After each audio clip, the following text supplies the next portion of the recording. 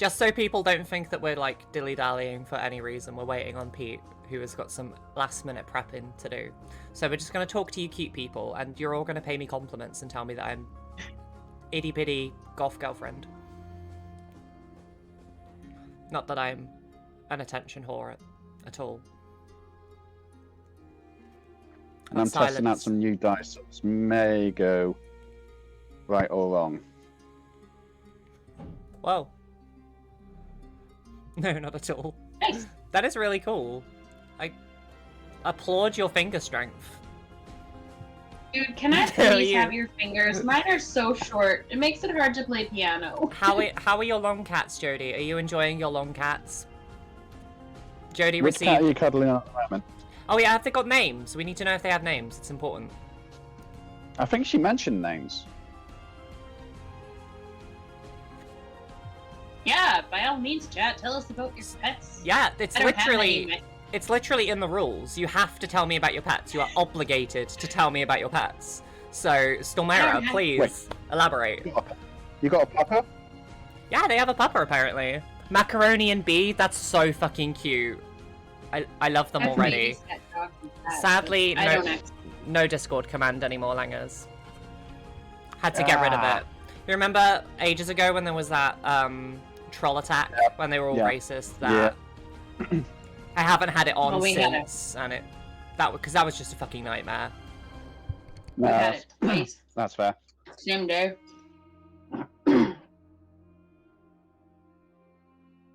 Damn, Fox has posted a new picture of new dice. Her name is Lexi. That's so cute. What kind of breed is she? Ah. We stand. The one that I babysit that I love is Simba, and he's like a gigantic cuddle bug, and he loves to just sit on your lap, but he's way too big for this. But he's such a sweetheart. Oh. Until he's with. She's a Chihuahua Dachshund mix. Oh my god, I need to see this so badly. Yeah, she's not in the Discord. I'm doing it. Okay. Do it. What? What are you trying to do? Absorb her into the Discord. Oh, it's fine. Go for it. So you can see. I mean, somebody can give her a sub if you really want to go by the book, but Alright, if you insist. I mean, I don't insist. I was just gonna let you give her an invite. Just every time we give somebody an invite to the Discord, Lemon pops in and he's like, "Nobody breaks the rules." I really wish I. Why is Lemon not exactly? Pay attention to Lemon anyway. That's true. Everybody ignores Lemon, even though we love him. I really wish I had Lemon, a new you're phone. great, nice. Ah, thank you for the sub, Legos. No worries. Okay, now she can definitely get an invite to the Discord, simply so she can show us her dog. It's important. It's a good place, though. If they're not there, you can probably invite your friend over too, Langers. That's who we were inviting. Oh, we have a Pete back. My bad. One of us. One of us. Then it could give me a chance to torture us, you mean? Langers, can you send an invite? I'm sure they can. Actually, no, you might not be able to, Langers. I don't know if you can. So if Langers can't, Jodie, could you do that, please? Jodie can do the thing. I give give the mods some work to do. Ah.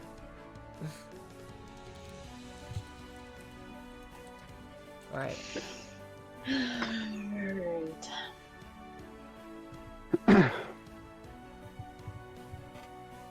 Pigeon. Tell me if this makes sense.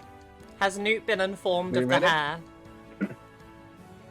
Newt needs to be informed. I'm still eating dinner. What do you have for dinner, Jodie? Yeah, I'm already on my end. Probably. I have too many fucking notifications. Go away.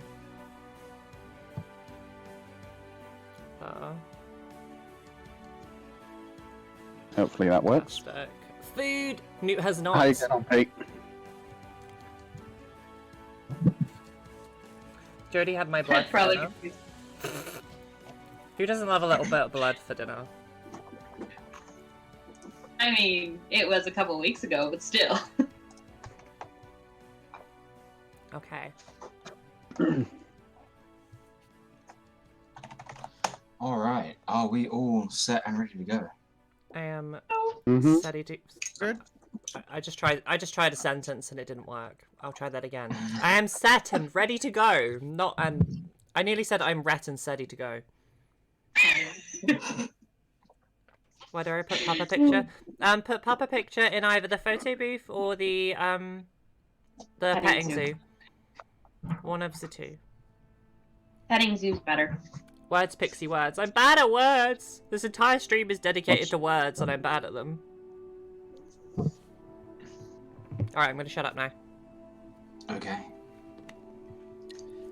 So, last we left off, the soul searchers on their way, marooned up against a cliffside, with only one course of action ahead of them. It's to enter a dark cave, having managed to, in some forms, escape a dangerous scenario of both ships that they were on sinking in a in a rather large explosion. Traveling through the darkness, they were presented with several twists and turns.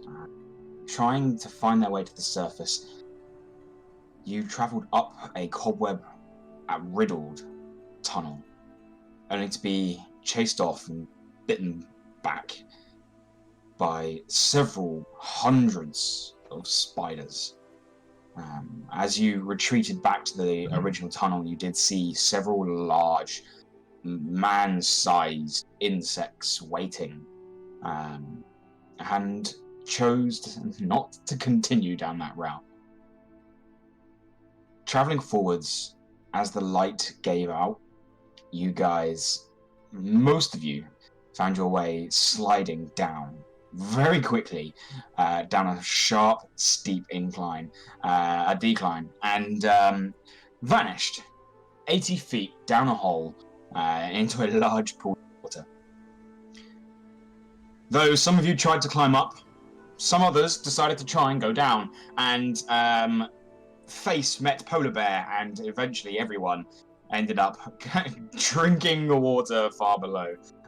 Where you were approached by a merman, introduced himself as Trinwith. Taking you to safety, giving you a special weed that allowed you to breathe under the water, he took you to his city, a sprawling, almost sub-aquatic metropolis, lit up by bioluminescent algae and brightly coloured fish swimming by like streams of, like roads filled with cars. All the lights dancing around you. You took a moment, found somewhere to drink, or rather to chew, as in Feng's case, as he chomped his way through several fire sticks. And gradually, several of you decided to go for a wander.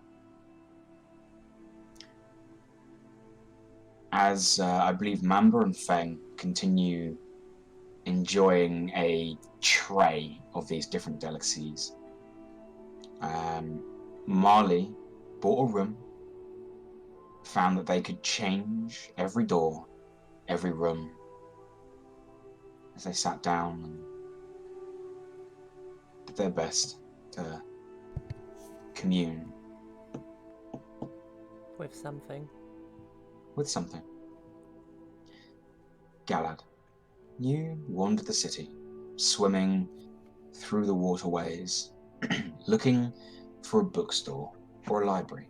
Go ahead and make me an investigation check. Saz, for the convenience of time, if you'd like to make one now as well. Yep. Though you did leave afterwards. 22. 22. Let's test out some new dice. Don't do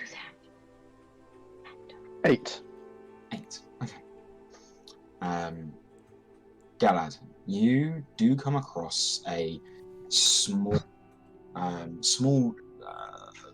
well, I say small. It's a rather large shell. A doorway cut and carved into the front, though it's a doorway of beads, more like a curtain, as you swim through. And in here, this is the size of a very small shed.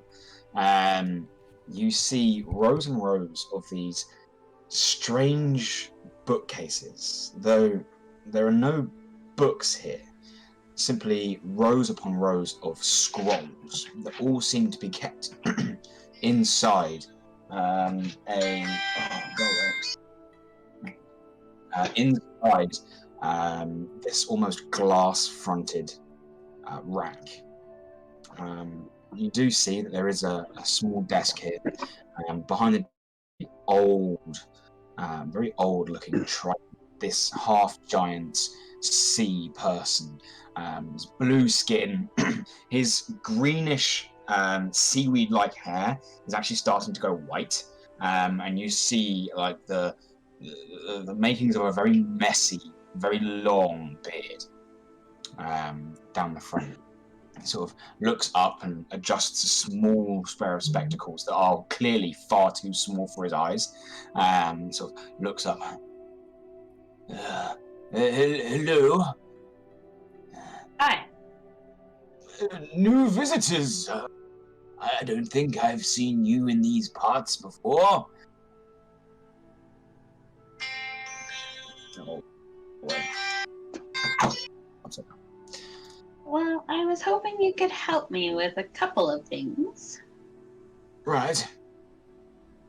First of all, trade routes to the surface. Do you have a map of them, or know someone I can get a map from? Trade routes to the surface. You'd probably have to go either to the Merchants Guild, or failing that, the council might have some information. They're not generally public.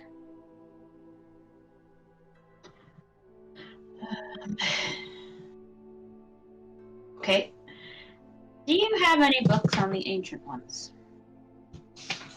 Preferably ones on Nygoth, but others will do as well.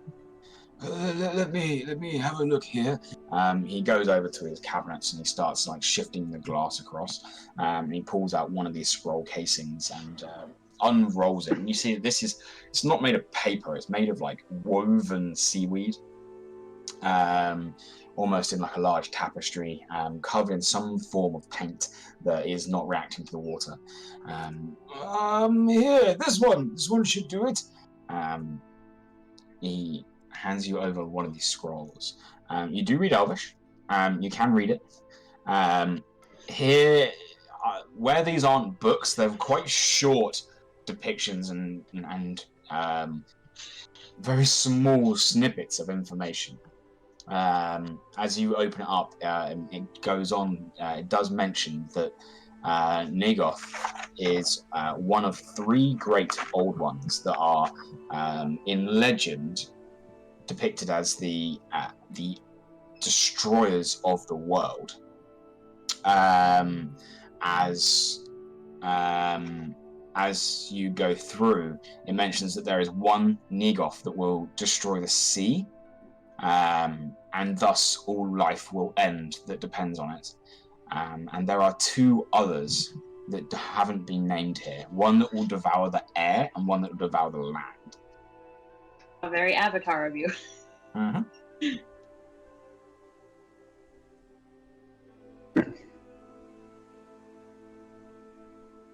Well, why are you so interested in these old legends? Reasons. Most of the time, these are here to scare the naughty children, but all legends are based in some measure of fact. Is there anything else I can help you with? No, I think that'll be it for now. Not looking to buy anything? How much is it for the scrolls on the monsters, just in case there's something useful in it later? Oh, it shouldn't be that much. You get they come in a bundled set. About 2 gold pieces for the 5. They'll slowly but surely help you learn all there is to know about Neogoth and the legends. Okay, I will take them then, please. Okay. He does take out 5 of these scrolls, very neatly put next to each other. He does hand them over to you as you make the transaction. Spend 2 gold pieces. I can't help but see that you wield a staff there. Are you a student of the arcane, by chance? I believe so. Well, perhaps you would like to peruse my magical selection? Sure. There might be something there I don't know. Well, it's quite small, but I've got 2 here. Let me have a look here. He goes through his shelves and that's it. He takes off these 2 almost brass coated scroll cases. Sort of holds them out before you. This one here is a scroll of mirror image. It allows you to create duplicates of yourself to distract and confuse your enemy. And this one, he pulls out the second, is a scroll of identification. Allows you to work out what things are, including any magical properties that they might have. Sorry, what was the second one? It's a scroll of identification. And how much for them? There are 40 gold pieces each. Can I make a deal with you to lower them to 35 each? And what would I get out of this deal? I can fix a couple things in your shop that are broken, but it'll have to wait till tomorrow. I can do it. I think you quite misunderstand who you're making a deal with here. As he points across to his desk, snaps his fingers, and several of the objects just start to levitate. Magic is not. Magic is not unique to individuals. We all have a little bit of skill. So that's why you recognize me for a wizard then, because I've never been recognized as one before. Okay, I'm gonna think on it. Very well. Is there anything else I can do for you? No, I think that's it for now. If I think of something else, I'll come back. Well, I'll look forward to seeing you then. I bid you good currents. Thank you. You have a good day too. As you exit the shop, you take a moment and you start looking around for what is next. You do spot, swimming down, quite far away at this point, Saz, swimming roughly in your direction, but looking quite lost.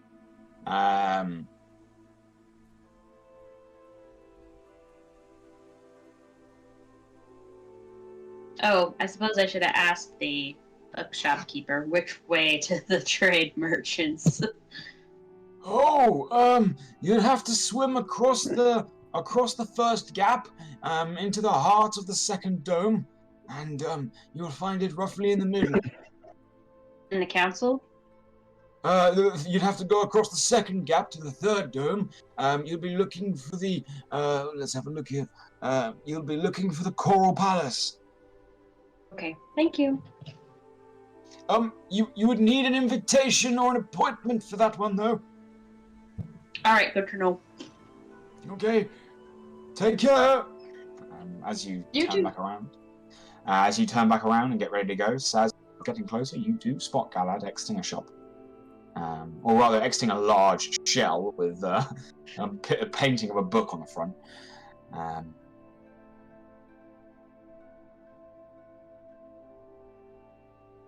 What do you guys wish to do?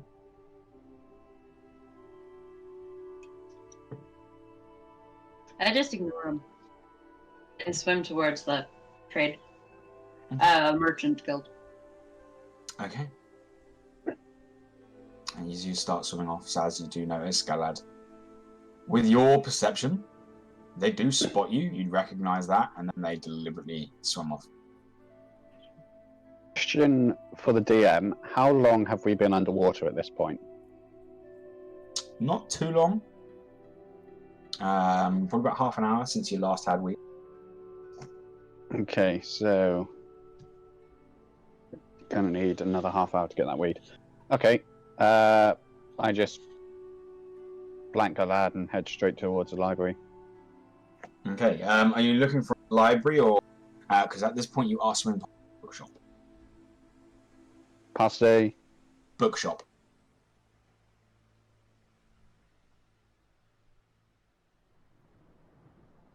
I'll take the bookshop. You go in, you see this exact same figure, this very old Triton, sort of turns his head as you swim through the door, and sort of float and looking around. Oh, full of strange visitors today. Hello. Please tell me you're not as chatty as the last guy. I do beg your pardon. No, Which last guy are you referring to? just thinking out loud. Here for Oh. information. I see. What kind of information would you like? Tell me of the Cult of the Deep. I'm afraid that's quite a new one to me. I did just have a customer buy a series of scrolls on the old ones. I do believe the cult is referenced in there. You just missed them, Yeah. actually. Yes, that's the one. Yep, okay. So her information is next to be useless then. Crap. Tell me of the black market you've got here. Well, there's not much of a black market down here. Quite a good people's. Crime tends to be rooted out fairly quickly, you see. It's also very hard to steal things underwater. There's sort of scents and traces, and you don't want the pack to be put on you. That's quite dangerous.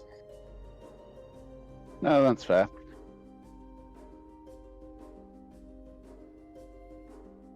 Okay, screw the books. Tell me about Twinwith, even. Trinwith? Yeah. Trinwith is a lovely person, and they check by every now and again. They're sort of like a town busybody, everyone knows Trinwith. Lately, they've been very preoccupied trying to find help to help us with the drough problem.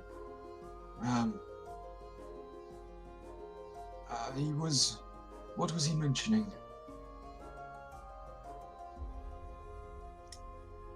There was a route deep into the cave system, a launching point for some raiders. They've been coming in and causing quite a lot of havoc. Trinwith has been around for a long time, though, longer than I have, and I'm quite old. That's very different, I suppose. We all age differently. What do you know of the land above? Well, almost directly above us is a place called the Springwood. Not quite the chatty group. They don't quite like outsiders, and it took us quite some time to establish a trade route, you see. It's elven run, mostly. There's a few others in there, some different types of wizardry. The closer you go to the heart of the Springwood, the more dangerous it becomes. Though normally you're more likely just to be turned around a lot. sort of lost in your own heads. It's very rare for you to actually be attacked, you see. Though, don't mention the great tree, and you'll be okay. Don't mention the great tree. Okay. That's going to be information to know. Are you shopping as well, perchance? Bit of trade in my store? Yeah, I need weapons. Oh, weapons are a little bit hard to find in my shop. But you're the adventuring sort, are you? No, you said yourself you haven't seen us around here before. Well, perhaps I could interest you then in a treasure map. Go on. Well, I can't give away all of the information, otherwise the map itself becomes rather redundant. But there was a tale of a ship that was sailing nearby and got lost in an open cavern, only to be sunk by a beast that followed it. They were trying to escape the skies, found the beast, enjoyed them very much in the water anyway. There was a ship called the Crimson Dawn, known for its alchemical goods and a series of strange potions and interesting items that you wouldn't find elsewhere. It's rumored that the ship went down with its hoard. I happen to have a map of the rough location of where it went down, and I would be very interested in selling it to you for 50 gold pieces. Oof.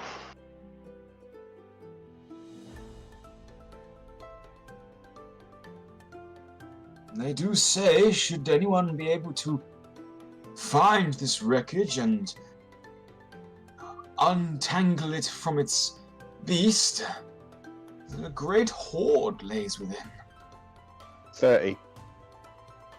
I couldn't do that, I'm afraid. At most, I could haggle down to 47. 45. 46. 45. You haven't changed your order. This is not how haggling...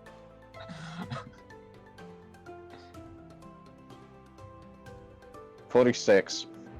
46. Brilliant! As he swims across and sort of opens up one of these glass cases and takes out a black wrapped scroll and offers it out. Is this paper? Sorry?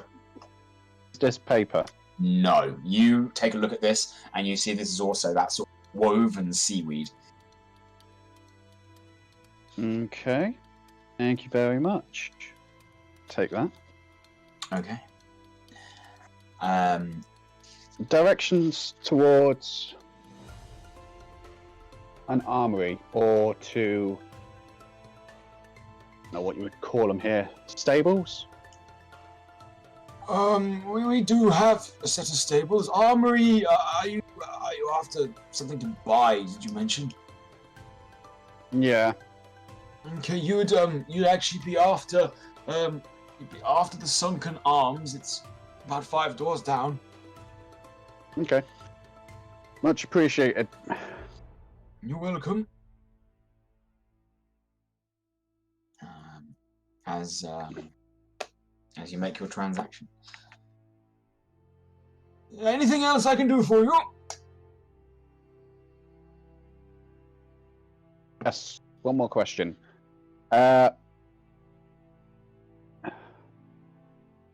do I get the weed from? Oh, there's quite a few places that will stock it. In fact, I've got some here. Do you need a top up? Yeah, a little bit, please. He opens up a small box and takes out a piece. And here you go. And you'll find that most shops will have one just in case. Last thing we'd want is a guest to drown down here. Thank you very much. Do you want any money for this? Oh, no. This is supplied by the city. Okay, fair enough. Thank you very much. Just Very gonna welcome. cut it off. Okay. You swim on out. Where are you going to head? You said it's armory first and then sables? Yes. Armory first. Okay. And you start swimming down. You would actually get to the weapons store before Galad gets to the trade district, or the merchant guild. So you do swim in. You find that this is less of a shop. It's more of like an open air circular sort of dais. A couple of it's interesting here. The water is bubbling and boiling, and you see that they have some form of vent system going around, which is just red hot. Looking at this place, it's less of a smithy, more of a tinkerer's workshop. It's pretty hard to smith underwater. But they seem to be wrapping their weapons and binding them quite a lot and splitting the haft to really wedge in various blades. You do notice that there is a sea elf sort of at work, just currently wrapping a handle of what looks like some sort of short sword. Okay.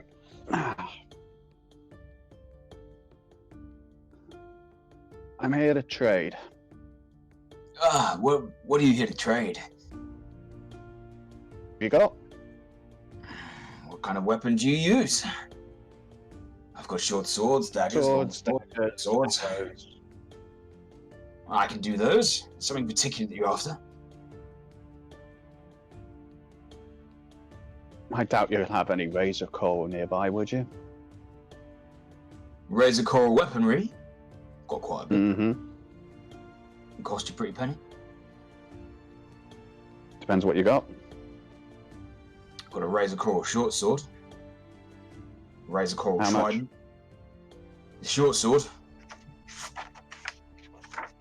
1,500 gold pieces. Okay. Trident. Let's have a look here. 1,800 gold pieces.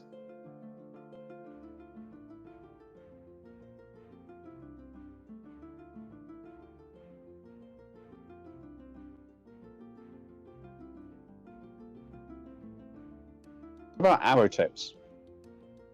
Not very common. Razor coral, it's one of those things that need to be sort of attuned to you. Its properties will bleed onto you, and the arrows, they're just not big enough to do that.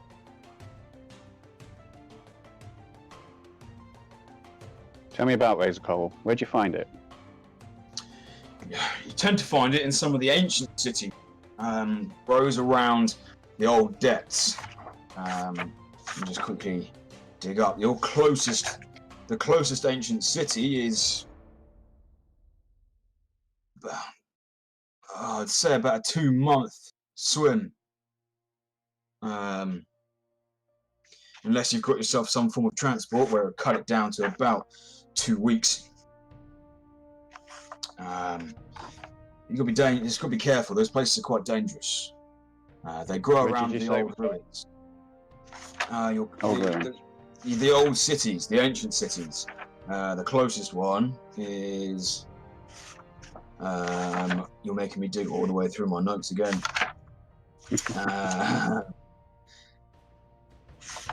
Oh no, I put it on this page somewhere.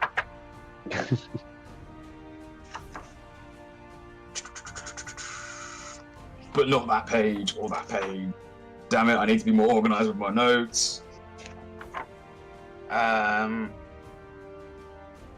Akavon.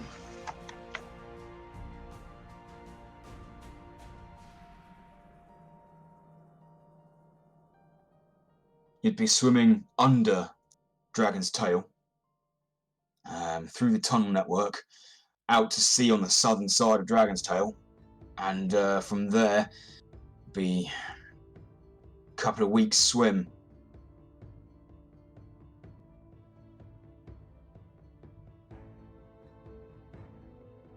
You'd be pretty careful about it though. Harvesting razor coral is dangerous.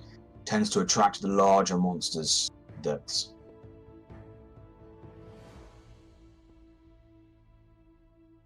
How would one go about harvesting it? Carefully.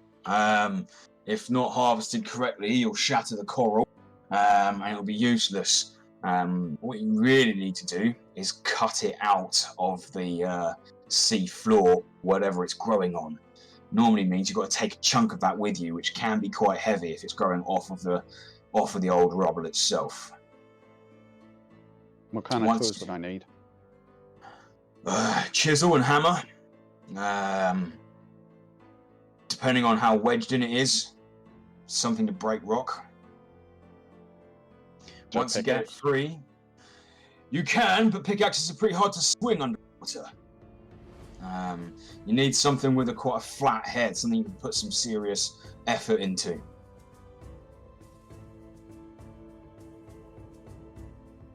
Hammer, chisel. More like a pick, like a war pick. Hammer on one side, spike on the other, wedge that right in and just bash the flat end until it comes loose. After that, you need to take it to someone that knows how to work razor coral and get them to start carving it up. Okay, how much for a hammer and chisel? Hammer and chisel, 5 silver pieces for the pair. Chisel and war pick. That's a bit more because you can swing a war pick. It's quite heavy stuff. We'll be looking at 2 silver for the chisel and 15 gold pieces for the war.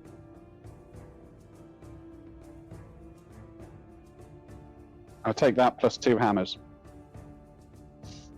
All right. That'll be 15 gold pieces and 7 silver. Okay, so that's 2 hammers, 1 chisel. Mm-hmm. And for how much? 15 gold and 7 silver pieces. Take 16. Thank you very much.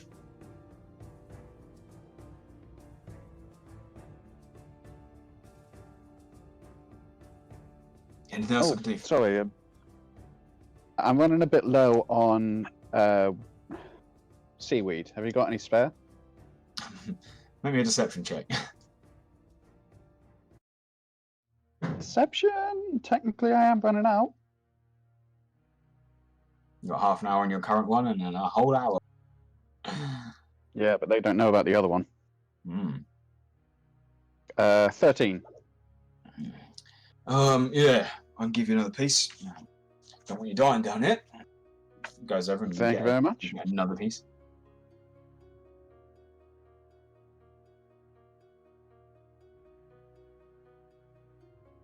Okay, yeah, I'm all good. Stable's just down the road, yeah? Yep, just down the road. Sweet. Thank you very much. As you start swimming off in that direction. Meanwhile, back at the tavern, the drowned anchor. No, not the drowned anchor. That was Driftwood. You guys While you're doing that, we'll do. Feng, Mamba, and Marle. What are you guys doing?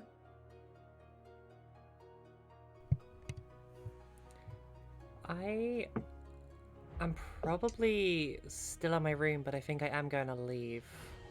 Because I got what I needed, I guess. Okay. So I will exit into the tavern and go and sit with those guys, provided they're still set there. I'm going to give her one of the sticks and be like, chomp on one of these. Yeah, I'll take one. Should you just give them a random one? Yeah, absolute random one. I don't know what they are. Okay. A chompy chompy.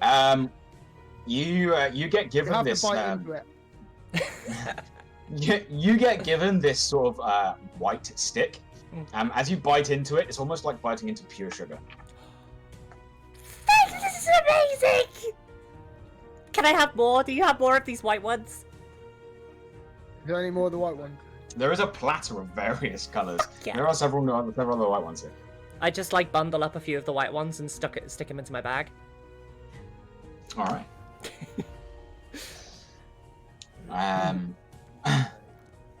Mamba, what are you doing? Sorry, Karen. Sorry. No. No. Go for it. I was gonna strike up a conversation.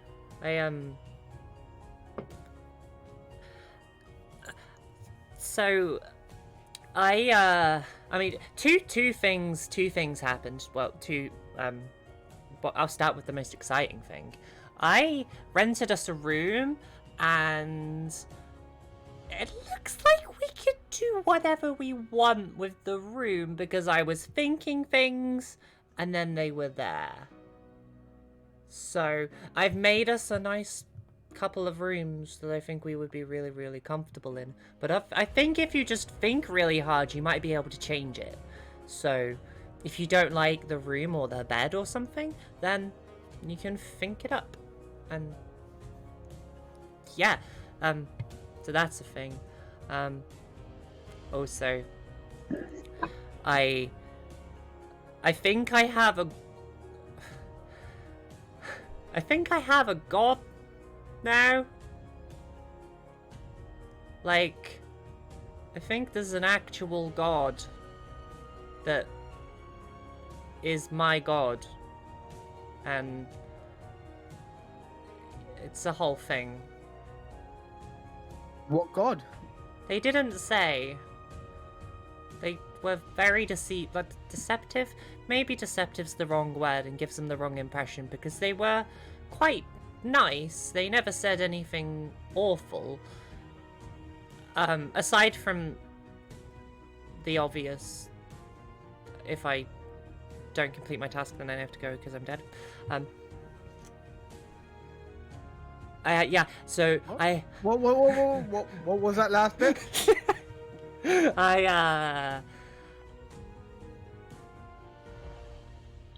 When I died, because I died, like, big gates and everything, like, I kind of spoke to a being that I didn't see very much of. It was just here. It was just this omnipotent being, and I got asked if I was ready to ascend. I am not ready to ascend. And then I mentioned that I had to do a bunch of things, and she said, well, what things do you need to do? And I said, well, I need to kill my dad, and if I don't kill him, or if I avoid killing him, then it seems like I am not gonna have a good time. And when I do, I have to go. And now I'm really anxious and I'm shaking because this is quite frightening to think about. Have to kill your father? Yes. Why? He is a prick. He deserves that. He was so done at the end of the day, but I don't want it to live.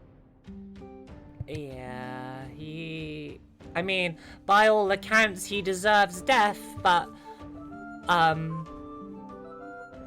when I said it, I was in winter, and when I'm in winter, I'm such a pissy bitch, and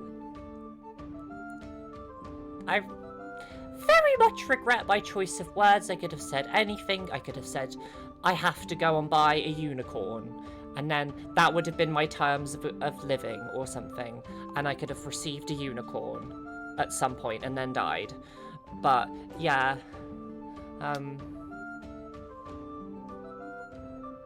Do you have time?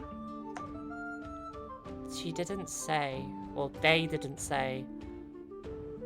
They just said I have to be on the path, and if I find something that gives away that, like, my dad is near, then I have to chase that.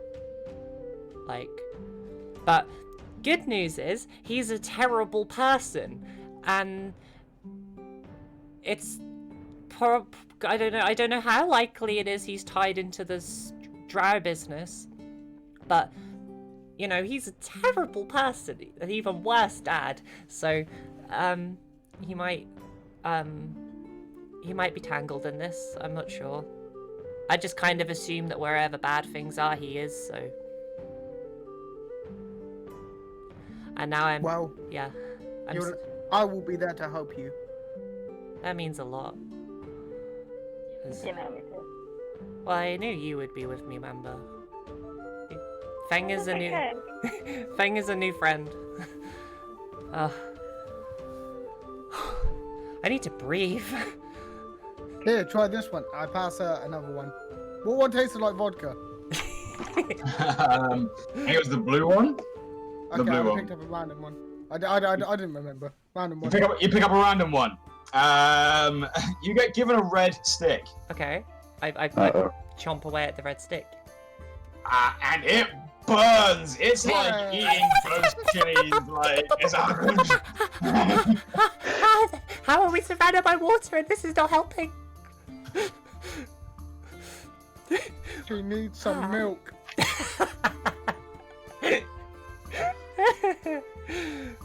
Do they have milk? Can you milk seahorses? This isn't a question I want an answer to. Oi, Google then. Especially after do last not night. have milk. Nice. In fact, it seems they don't really sell liquids down here at all. So this hotel room, you Yeah. said we can make it look like home? I think so. From what I can tell, I've made like a woodland area and a really fancy looking room as well. I don't know whether it's tied into my head though, because I'm the one that rented the room. So if I go in, you just have to describe what your home looks like and I can make it. Probably. I don't really know. Amazing. It's really cool. Definitely made the news from the strange being a lot easier to take, because I was very comfy. Well, when the others are back, I'm sure we can go and check this out. Yeah, definitely. But in the meantime, I'm just gonna pass another one, completely other random one. Yes. Let's have a look here. Okay, you get given a green one. Ooh. You bite into this, and it tastes like some form of vegetable. It's like some sort of vegetable smoothie. You can sort of really feel that earthy taste to it. Tastes like my grandmother's stew. In a good way. Her stew was very hit and miss. It was either really good or really bad. Sometimes it would taste like the ground, and sometimes it would taste like spinach. So. Although, as you have not been told to suck on these, you instead have bitten into it, and it's like that flavor is super powerful. Yeah, it's a very strong flavor. I feel like there must be a better way to eat these, but I'm just gonna keep chomping them.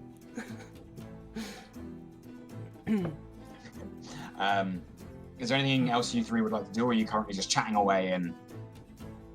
Just chatting away. I have nothing that I need to do. Okay.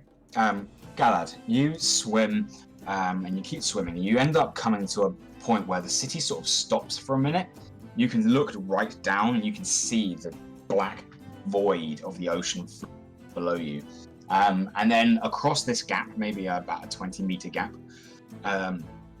the city continues again. And from this point, you can actually see that the city seems to be these large sort of circular discs that are suspended by some form of stalk that seems to be coming from the depths of the ocean. Swimming across that gap, you continue making your way to the second ring, and you head towards the center, and you do see this is a lot of almost constructed buildings. You see that there are there is signs of brickwork here, but upon closer inspection, the brickwork is a mixture of stone and different types of coral bedding. And as the further you continue in, the brand these buildings seem to be, until eventually you come across an area which is quite simply labelled in Elvish as the Merchant Guild. Swimming into this area, you see there is sort of a large foyer and a very big reception desk, and behind that desk is just a wall of doors. And it seems that every now and again you watch someone swims up to one of these doors, opens it, and steps through and walks into whatever room is next before the door shuts again. Okay. Go ahead. Behind the desk is a sort of a very rounded turtle, single on one eye. He's got one of these. He's got one of these red fire sticks in his mouth. He's just slowly munching away and spots you up and. Oh, hey! You, business? Kind of. What kind of business? Well, we're here to help a merman by the name of Trim with some problems. Oh, hey, Trim! Yeah, we're supposed to help him clear out the trade routes, but in order to do that, we kind of need a map of the trade routes. Map trade route? Well, come right up. Sort of looks down and he's very slow, this turtle. You see him sort of budging around, sort of bashing himself into the desk he's on before he sort of leans down. Trade route. Here you go. And sort of hands it on over. This large scroll. This one here, this will take you to Springwood via Tunnel Network 1. Okay, quick question. Are there any that don't take us to Springwood? Or take us as close to the edge of the forest as possible? Takes a look at you and spots Jodie on your shoulder.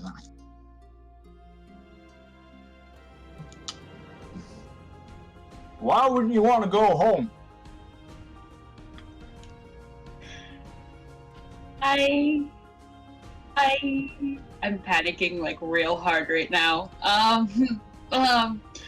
I don't want to. I'm on a mission for the leader of the clan, and I'm not supposed to go back until it's completed completely.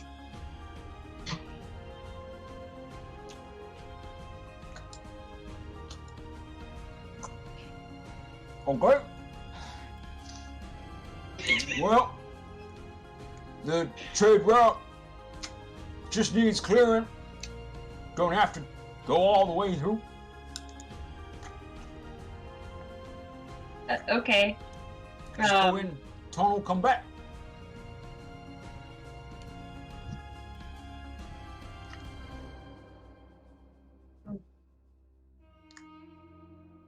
So, any of these lead to outside Springwood? You could try going through the old tunnel. Old tunnel, quite dangerous though. What's in the old tunnel? It's where the drough first made camp. We abandoned it.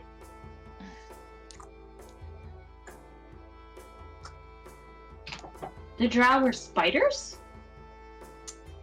Oh, they worship spiders. Worships, oh god. We came across some spiders on our way here, swarms of them. Do you know what kind of animals those are? I think the technical word is creepy crawly. Big Okay. fucking creepy crawlies. Have any of your men discovered any weaknesses of the drow or the spiders? Daylight, but that's real hard. Pardon me, hard to find underground. Both of them? Well, the spiders don't like it. The drow really don't like it.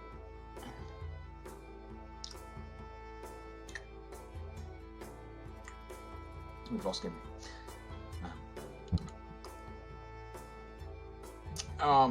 Won't hurt him. Will make him not very good at fighting. I suppose you guys would have tried fire being underwater and everything, so... Okay.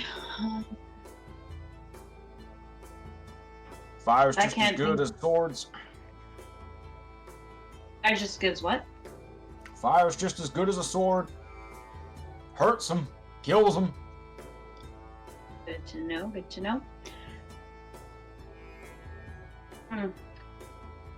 How about a way to get rid of the webs? Because we already tried fire and it'll burn up what's there, but it won't disperse it all. You could flood the tunnel. It's not good wet. What about ice? Well, it's more, if you flood the tunnel, it don't go, it just don't work. Webs don't tend to work very well. It's good stick. What flavor is it? Cinder stick. Lets me remind myself I'm alive.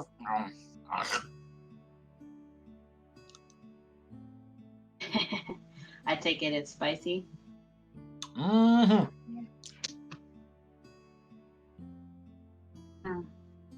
Okay, I think that's all the questions I had for you. All right. You have a good one. You too. And one thing though, Uh-huh. if you see me again, do not mention that I'm from Springwood to the group I'm with, please. Why not? Because it could put them in danger. They're not keen on outsiders, as you've probably realized already. Mm-hmm. A lot of trouble getting that trade deal. I'm surprised you guys got it. Well, we were persistent. Yeah. All right. Well, thank you. You're welcome. Have good current. Same to you, sir. So you exit the Merchant Guild. Is there anything else you'd like to go? I'm just gonna go back to the cafe where they were at. Okay, you start swimming back. So as you continue on your journey, you do come across a sort of a large area. It's like a hole has been cut out of the city floor, and you just look directly down. There are several pens, sort of in like this cylindrical column that go all the way down for about 80 feet. And all these different pens all put inside. And you see all these different types of seahorses. You also see a entrance to a large sort of domed shell that seems to be closed at the moment. There's a couple of workers going to and fro. I know I'm probably not going to know the answer to this, but do I have any idea on what time it is? No.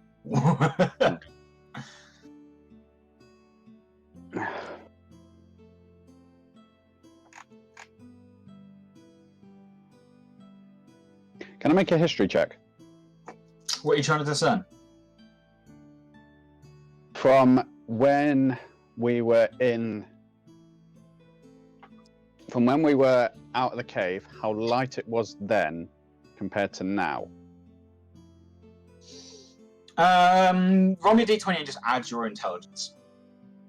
Okay. Intelligence modifier. So. Intelligence. D20. Saz is not that smart. 9. 9. You remember that when you went into the fight, it was dark. It had maybe just gone past midnight. But you're not quite sure how long you've been in those tunnels, and how long the events so far have taken you to get to this point.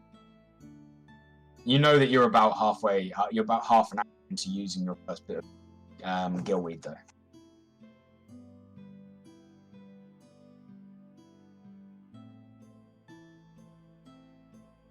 Okay. If Saz is thinking things right, from the fight, the cave, to the short rest, to the fight, to the swimming, it's probably going to be about late evening. That's what I'm guessing anyway. So, screw it, plan B.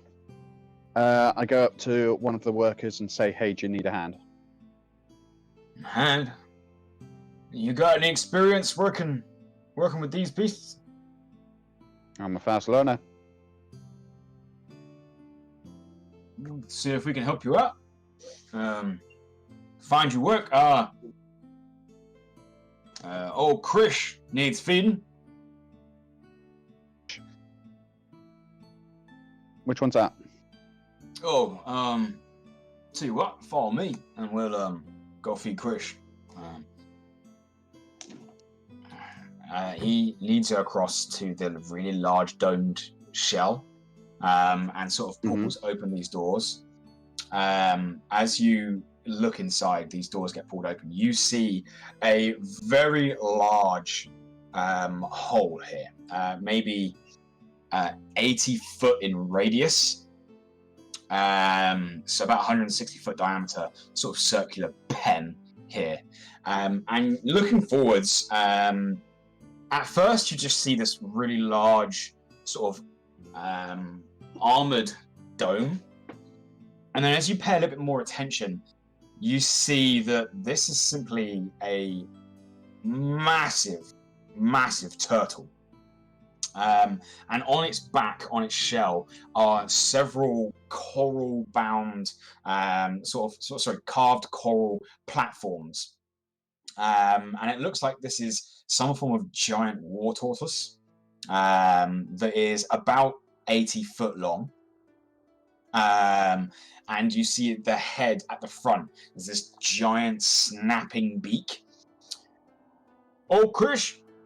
It's a dragon turtle. Feeding time. Don't put your arm in his mouth. He looks bitey. He won't mean to. Forgive me. But he'll eat you. Forgive me. I haven't seen one of these in X amount of years. How much is X? Long enough time to know that I'm a little bit more unfamiliar with them. Well, looking at you, I don't mean to be rude. You don't look like you belong underwater. You caught me. It wasn't hard. You don't have gills.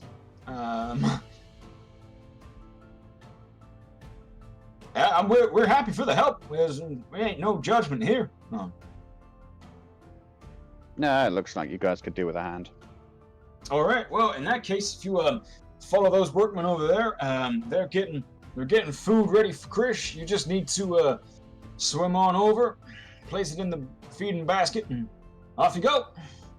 Not heavy lifting. Sorry, one more thing. What's her name? Name? This is Krish. Oh, yours. Oh, My name. Of course, you'd ask for my name.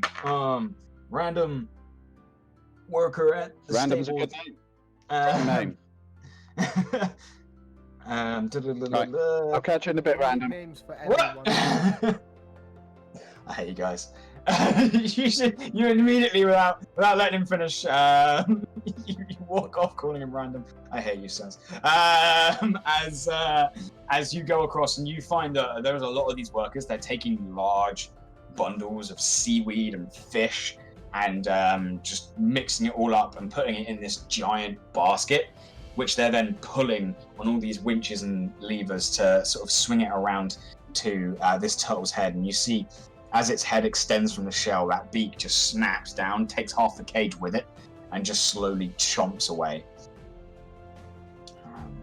How long are you going to stay there? How long are you going to work? I could do about a good couple of hours. Couple of hours? 2 to 3 hours. Yeah. Okay, cool. You spend the next 2-3 hours. Go ahead and make me an animal handling check, please. I was wondering if that was going to be the case. Don't fuck me over like you did last week. Ooh, 19. 19. You do a pretty good job over the course of 3 hours. As 3 hours sort of kicks by, we'll get to that in a bit, actually. Galad, you do swim back to... you do swim back to the group. You find everyone there apart from Saz. And they're just happily talking and munching away on these different flavoured sticks. Did anybody get a room yet? I did. Yeah. It's very fancy. I don't know what it'll look like for you, but it looks really nice for me. Mind if I borrow it for a minute? Well, it's for everyone. So yeah, go ahead. Alright, so I quickly swim to the room and drop Jodie off in it. I promise I won't leave you here for long. Call me if you're in trouble, and then I go swim back to the table. Okay. Doesn't take long.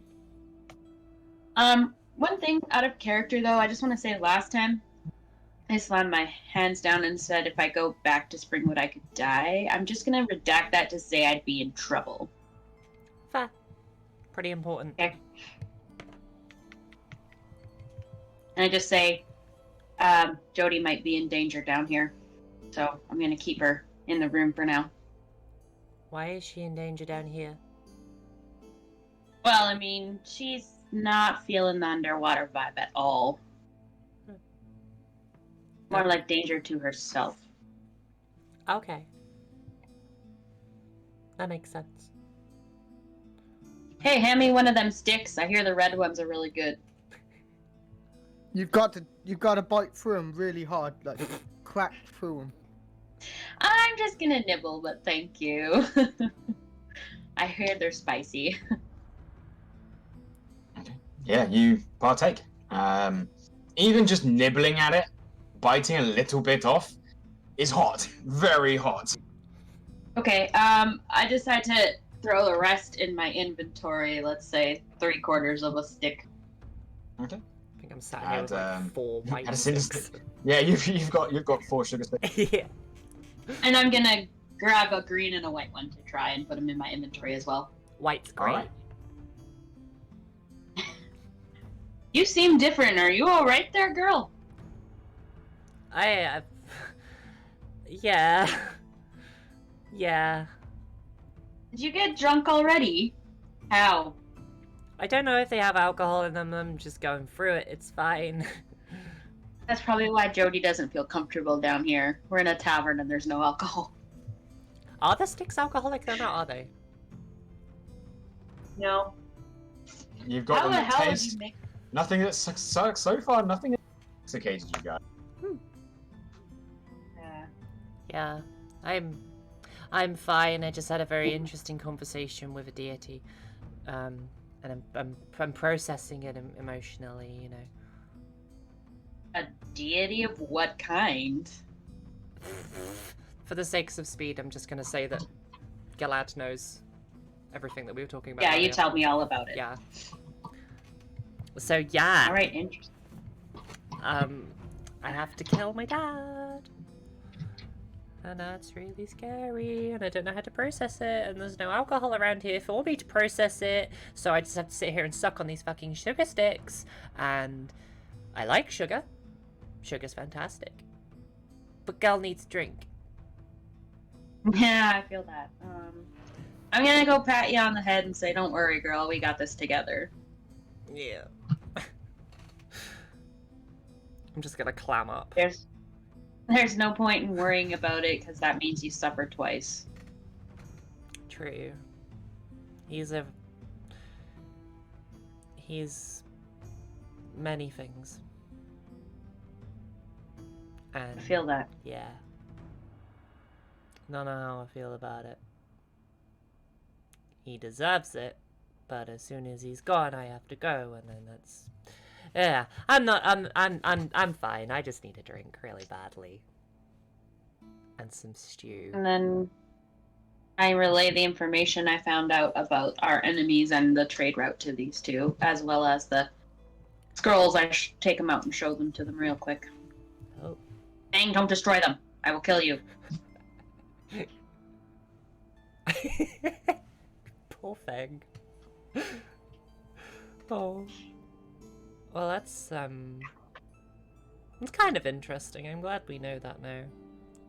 I think we need to talk to this guy, our good friend, again, get some information on what he wants us to do. Are you talking about Tinwith? That's his name. Sorry, my head's all over the place right now. I can't remember names. Don't blame me. Yeah, speak to him or something. I think we need to make sure Saz is okay, because they really don't seem very comfortable down here. I mean... I saw him going towards the bookstore. Huh? Sorry. I saw them going towards the bookstore. Yeah. I mean, that's very on brand for Saz, really. But yeah, she doesn't seem to like it down here very much at all. And Well, we have our exits figured out. We know what we need to do to help them out and get out of here, so we should really get on that then. yeah. How long do you want to stay? I'm sorry, I don't feel real comfortable making a decision without Saz here. Fair enough. As much as she's annoying me lately, I still really care about her and her opinion. She's been kind of very bitchy since we got on the water. She's been bitchy since you blew up.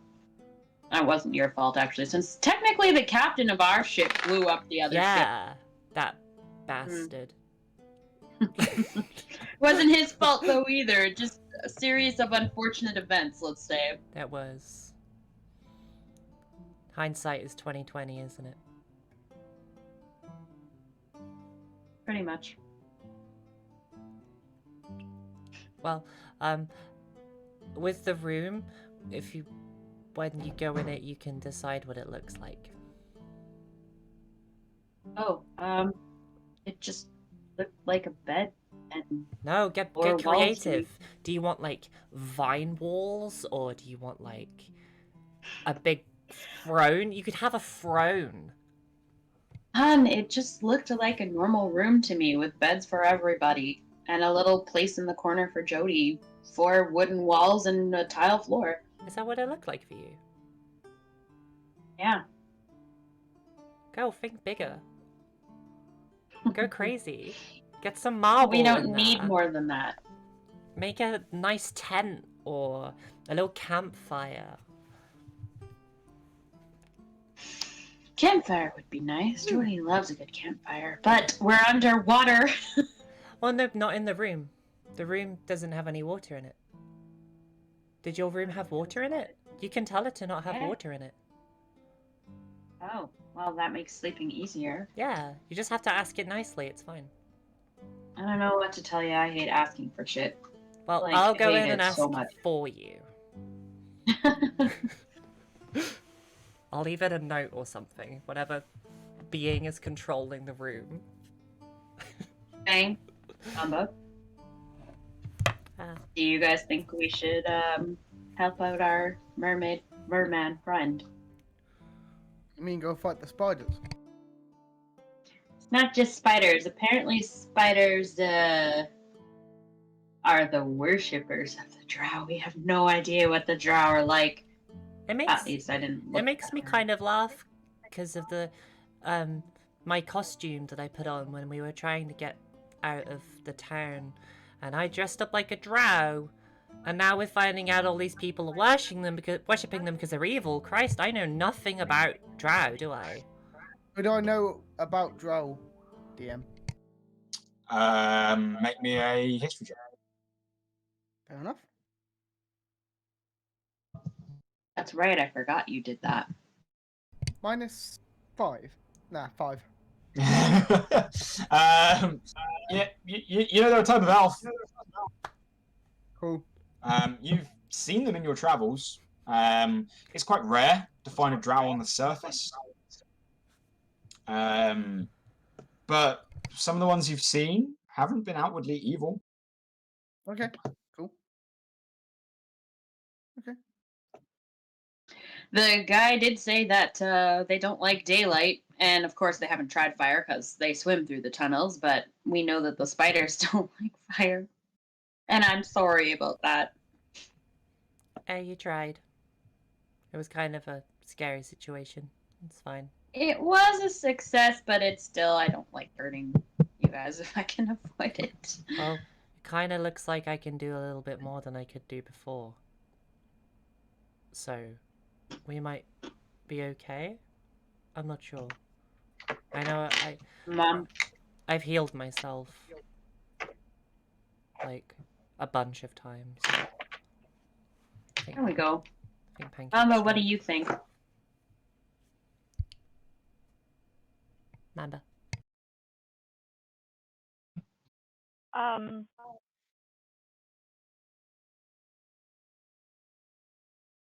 I don't really want to fight the spiders, to be honest. But at the same time, we need to find out. I don't know. Fight?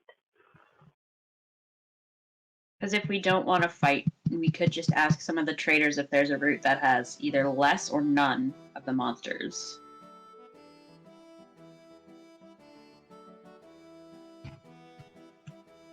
Anyways, let's wait for Saz to get back before we decide anything. Yeah. Hand me another stick! I'm gonna try the white one this time. I hand you one Marley. of my sugar sticks. Yes, Feng? I see you seem to be favouring your sword now. Is this gonna be common? It feels better. I can't explain it. It doesn't make any sense to me. It literally doesn't make any sense to me. I go to do magic, I go to try and do like my fireworks spell, or I'll try and make the earth shatter, and my hand goes to my sword. And I can make shields now. It's really confusing and I don't understand it, but everything feels really easy. Like, it's like I've been training for a whole, like, 2 years or something, but it happened like that. Easy, huh? Yeah. Let's see what you got. Let's have a spar. Okay. Okay. Alright, let's have a spa. Should we go into the room? I can turn it into a fighting dojo. Even better. Cool.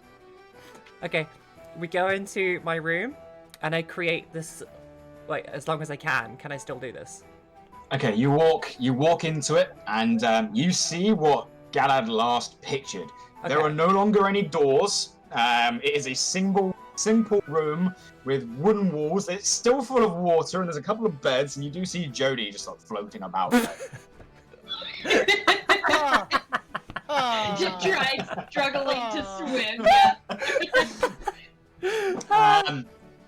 As you picture in your head, I will remind you, I don't think you've had a long rest yet. No, we haven't. So you're still on 18 hit points. Yeah. So you take a moment, and you guys all watch as Marley enters this room and begins picturing it. The water just evaporates. Jodie is sort of floating around aimlessly, and all of a sudden it's like a cartoon where the water just vanishes, and then Jodie's like, and just falls to the floor.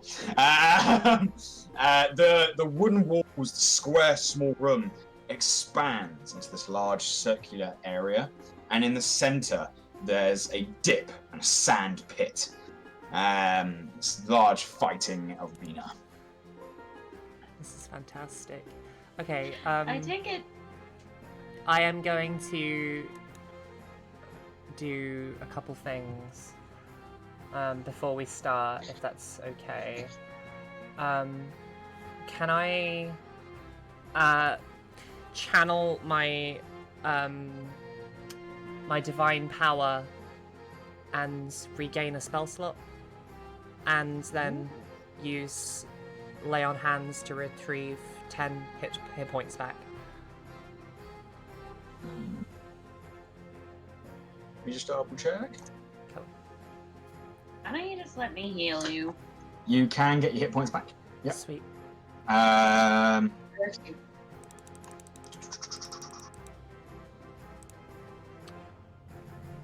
And you can indeed use your champion.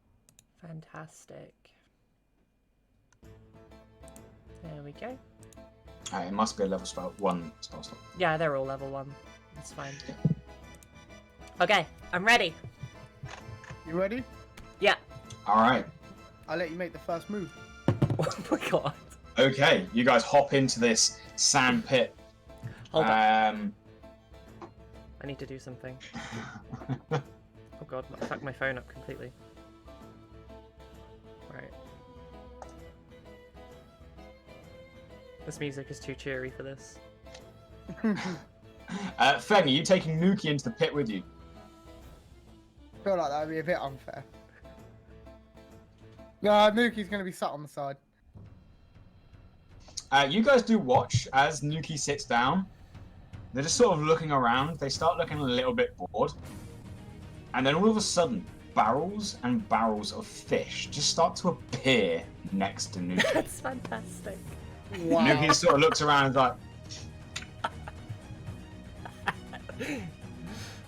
Oh! What? What about alcohol for Jodie? Interestingly, Jodie, you take a look at Jodie. They look at Feng. They look around. You see them close their little eyes, and nothing happens to Jodie. Oh. All right, so you guys climb into the fighting pit. Feng gives you the first strike. Marley, what do you do? I draw my rapier. And go ahead and make an attack roll then, if that is indeed your plan. Where are we at? How's a 19? 19 hit.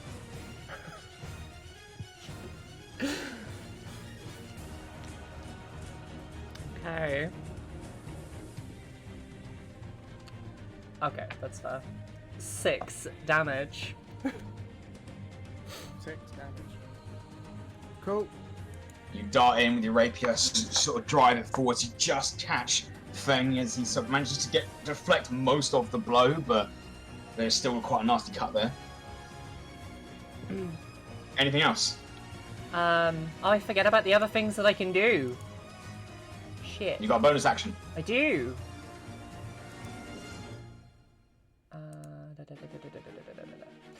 I am We're still going. level 4, aren't we? Oh, yeah, that's what I'm gonna do. I'm going to. I think I'm just gonna drop the pretense at this point. I'm gonna cast Shield of Faith. Yeah, cool. As you step back from your attack, sort of bring your hand up, and this golden glow explodes from your fist and just covers you in this flickering golden shield. Feng, you're up. Oh, I'm gonna just slowly walk over and feint with a hit, and then come the other side with the warhammer. So I'll just sort of feint and then. All right. That is a 18 plus 5, 23.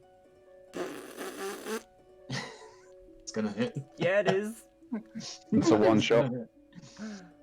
Yeah, you watch Marley as Feng steps forwards, and you've been learning some new things about your attacking.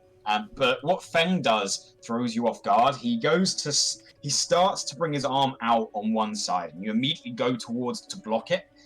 As you, at the last second, realize that it's a fake move, and Feng just spins a 180 on his heels and slices in from the other side of you. Learning some skills. How much damage you do, Feng? That is 9 points. Shit. And then that. Oh, and you are marked. But that's all I'm gonna do. Oh, All right. Christ.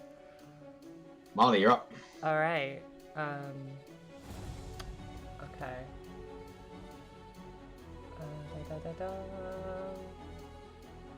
I'm just reading something. Wait.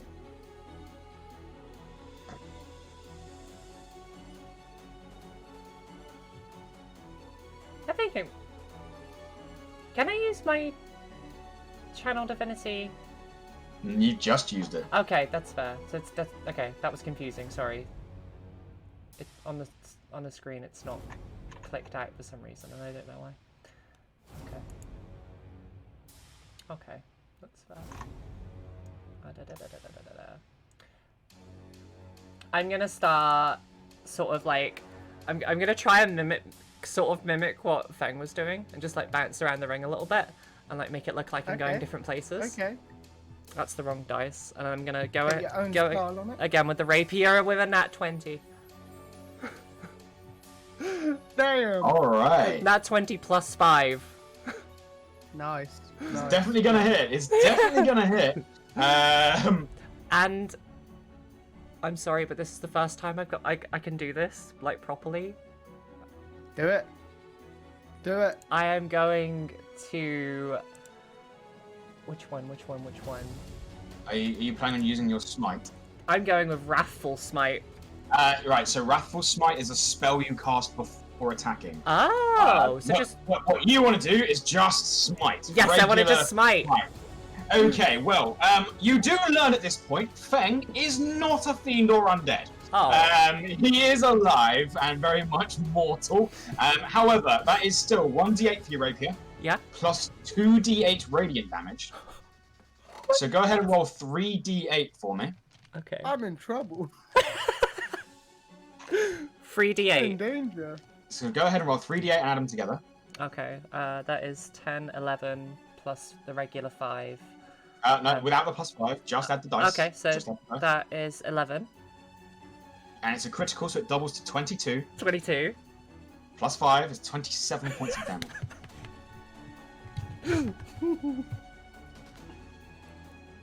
25. 27. 27. Okay.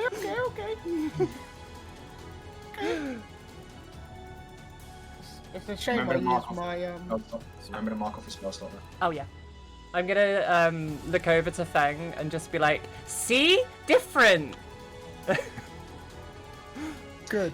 Yeah, you do feel the blade stab into you, and then there's this brief pause before there's an explosion of radiant energy that just throws you backwards off of the blade. You're still on your feet, but it fucking hurt. Okay. My turn. And I'm gonna hit with the hammer again. Actually, nah, that's fine. I'll just hit it with the hammer. It's fine. Okay. That is a 19. Yeah, that hits. Okay. Cool. That's 1d8. That's 10 points of damage. Okay. I'm gonna action surge. Oh. So I'm gonna hit her again. Alright. That's a nat 20. I will tell you. I would like to say this is unlethal. Non-lethal. Good, because I'm about to go down. I was assuming you guys were being non-lethal. Yeah, Like- I just wanted to clarify. I rolled a 6, so that's 12, so 6 plus 2. 6 plus 3, I think. Yeah, 6 plus 3, so. You 15 points. Double the dice Yeah, for 15 points, double 6. Yeah. 15. Yeah. Just take another 15 there, Marley. Sweet. I am knocked out. Feeling confident with this sudden burst. You see Feng turn around. Oh, my turn. As he lunges in, and this time you see him doing the same move that he was doing before, and you recognize it as a feint. So you deliberately go to block the other side, only to realize it wasn't a feint at all, and it just collides with your ribcage. The double bluff, and as you go to recover, he, in a single fluid motion, brings his other weapon around, just spins it around his hand, and just collides it with the side of your jaw. You, for a moment, spin on the spot, dagger, before everything goes technicolored and then black, and then you fall face down into the dust. I would try and catch it as she fell. So, Not hard. You drop your weaponry and just catch them. You do look down; they are unconscious, but they're alive. They're not bleeding out. I'm okay. Like, tap on the, like, wake up, wake up.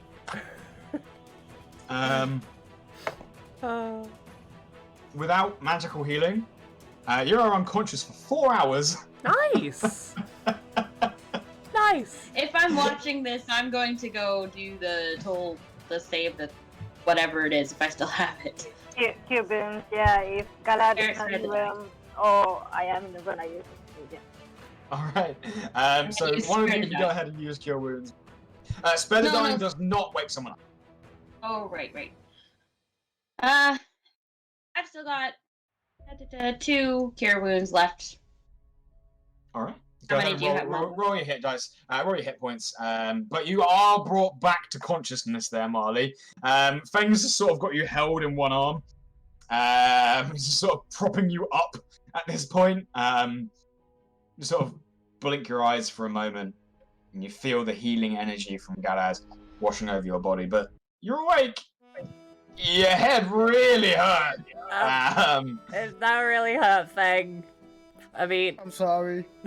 Don't be sorry. I was so good, and you were good. You did very well. Hey, you accepted the challenge. We're gonna be 6 hit points back. We're gonna be such a good team together. Definitely. We'll get a few more sessions in later on, but we'll get there. Hell yeah. Okay, 6 hit points. Sweet. There we go. I could really use a rest. And I'm just gonna think of this really big, amazing looking bed with like pink sheets. And I'm just going to crawl into it. Even though I don't sleep, I'm just going to lie on it and start trancing. You just picture it here in the middle of this fighting pit, or do you picture another room? Nope, right in the middle of the fighting pit. You guys watch as this massive 4-poster bed with giant pink duvet and like 60 pillows just appears in the center of this fighting pit. It's very pink, very large. So how does this work then?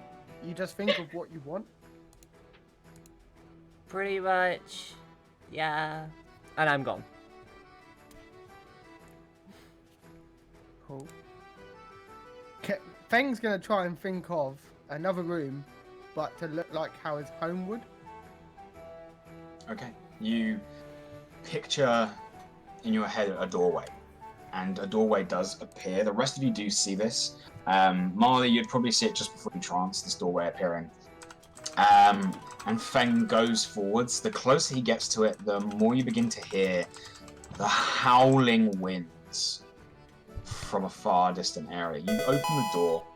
To your disappointment, you can see the walls and you can see the sides.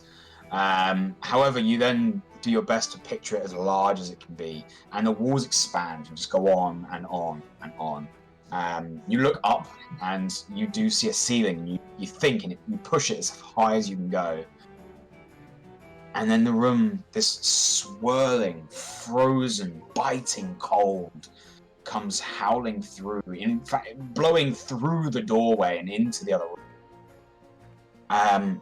You look around and you picture home as best as you can, but home to you isn't a single place. Home to you is a people. And all of you begin to hear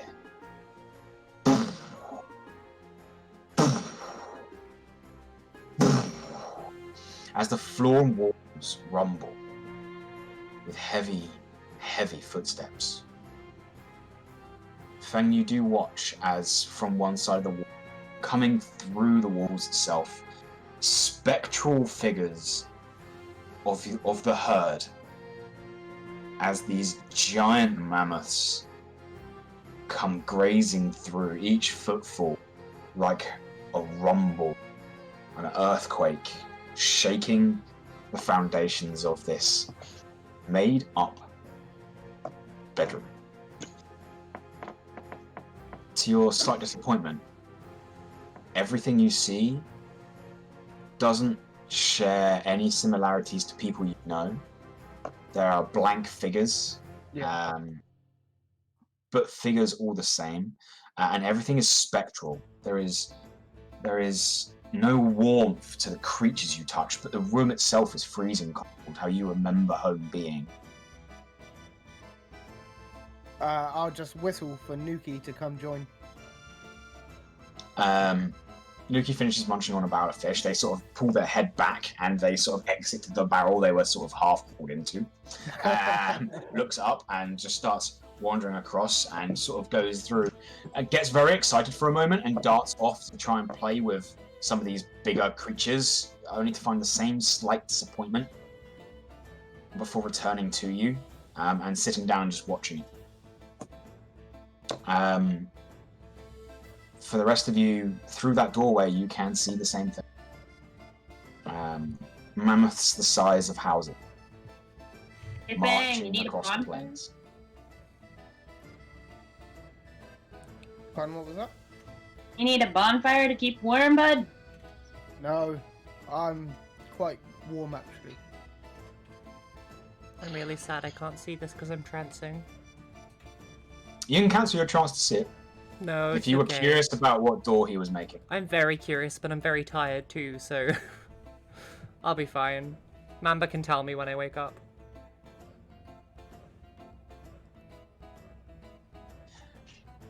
Is there anything else anyone would like to do? I'm going to guess that I come in still at this working. part. Nowhere near. Nowhere near. Okay. These guys have been chatting for like 20 minutes and had like a... let me have a look. That lasted 2 rounds. A 12-second duel.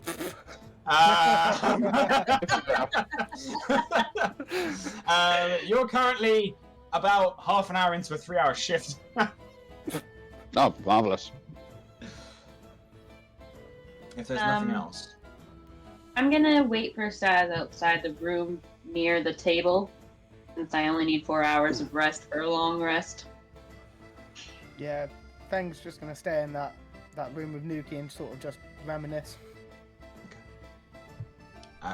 You take comfort in the fact that this herd just continues to move. At one point, the howling winds die down.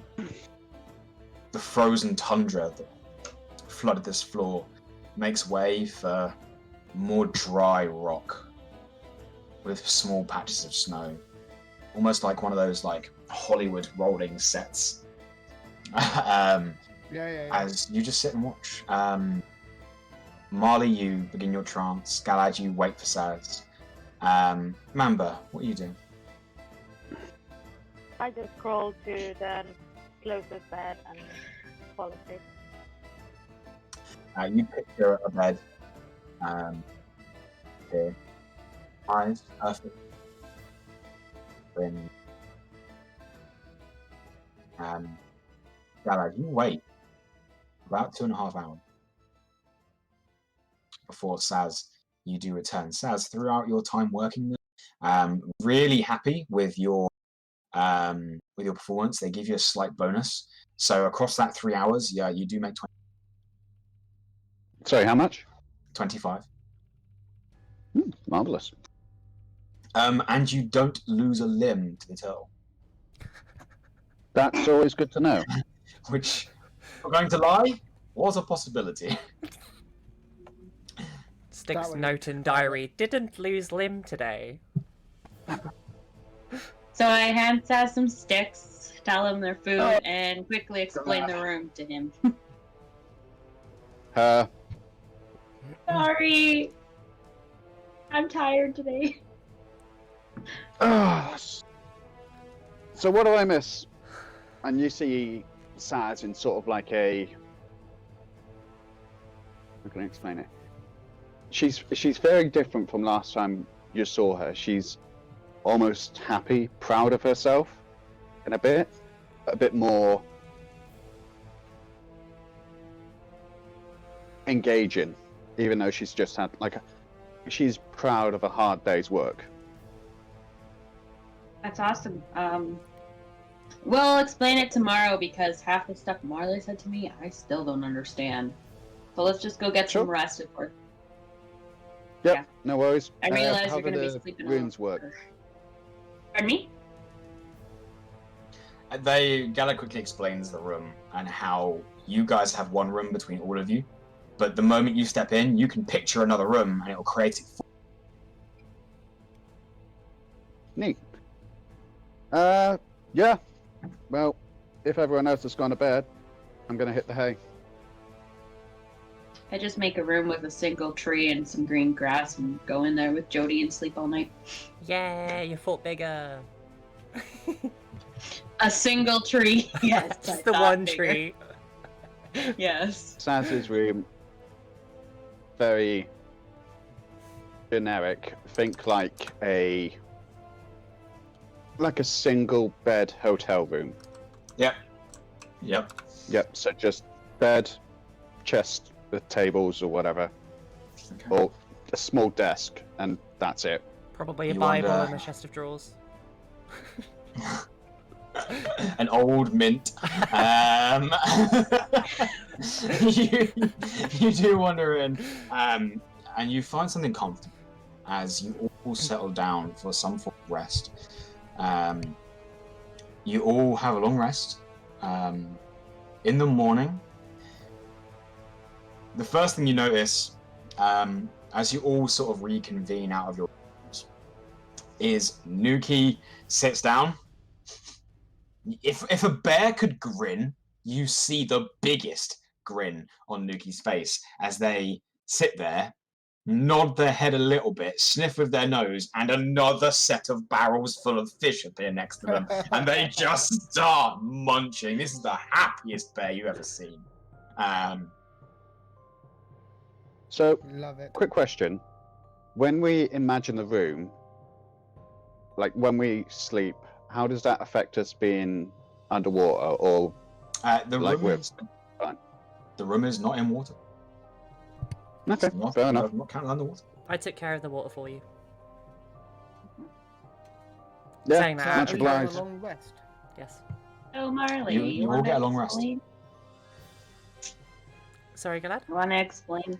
You want to explain to Saz what happened to you, and then I'll explain what happened. At this particular I point in left time, am I still tranced or am I awake now? You can be awake. This is about 8 hours later. Sweet.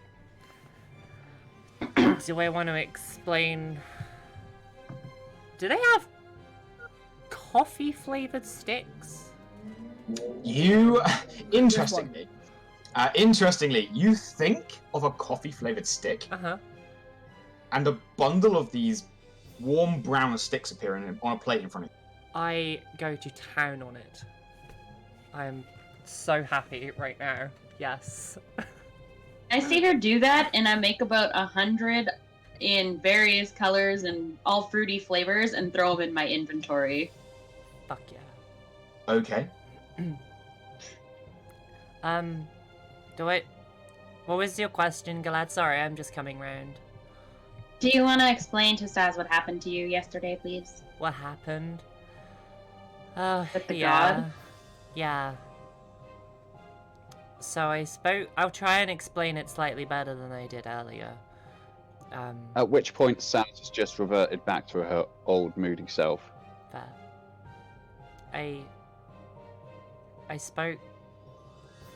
I went and asked to speak to the thing that I spoke to when I died. And I managed to have a conversation with the thing, and it kind of enlightened me a little bit to more of what I've bargained with. Essentially, she kept using the word vengeance. I'm on a path of vengeance, apparently. Because my dad is who he is. And I said that I would kill him. Because Winter Marley is a bit more... what's the word? Aggressive than I am now. So, just to be clear, you spoke to a thing I did. about murdering your dad. Yeah. It asked if I wanted to ascend to the afterlife, and I'm not ready to ascend to the afterlife. Until you kill someone, right? Well, that was kind of a mistake. I shouldn't have said that on account of... I mean, yeah, sure, he's an ass, but... do I want to kill him? Yeah, whatever. You want to kill him, go for it. But you're gonna have to be tougher. Hey, you missed my fight with Feng. It was quite fantastic. I put up kind of a fight until Feng... He did very good. Yeah. She lasted 12 Better than seconds. last time, then. Sorry, Saz?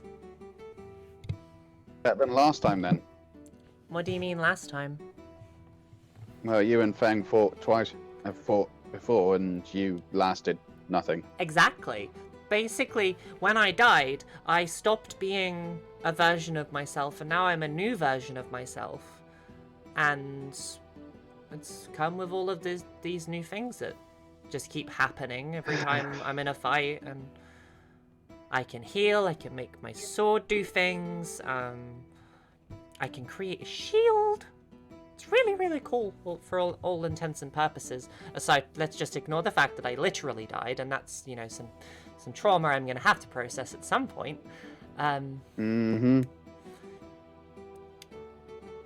But yeah, so I think I need to speak to our friend today, because I need to know if my dad is entangled in any of this, because he's a very powerful man, and if anyone's going to make friends with Drow, it's probably him. So if they know his name, then that'll be quite frightening. And speaking of which, have we discovered a way on how we're doing things yet? A way on how we're doing The only things? thing... The thing I found out from a trade route merchant yesterday was that they don't like daylight. And we already know the spiders don't like fire, but the spiders aren't actually drows. They're worshippers of the drows. Okay, so they don't like daylight. We're floating underground. Okay, useless. Next. We can flood the caves that have the webs in them, and the webs won't slow us down anymore. This fire didn't work very well on them. And I also got some scrolls on our little problem, and I hold up my wrists. Do you want to Scrolls? see them? Apparently they're children's stories. No. Gimme. Yeah. Show you yours if you show me mine. What you got? I have a treasure map. Oh, of course you do. I have a coffee stick.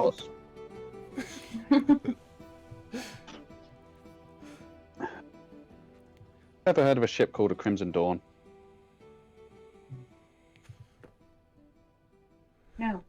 have I heard of that? Me, Pixie, not Marley. That sounds very familiar. It does. Google it. Dear, Pete, could I actually see if I've heard of this ship? Make me a history check. Oh, this was a I did wonder if anyone else was going to pick up on it. history. No, Oh. Stormar, the spiders worshipped the drow. Other way around. I got an 8. I don't know this ship. You do not. That's fair. It just sounded really familiar. I believe the Crimson Dawn has been mentioned before. I believe that was one of our ships Harvey had. Yeah. Who's Harvey?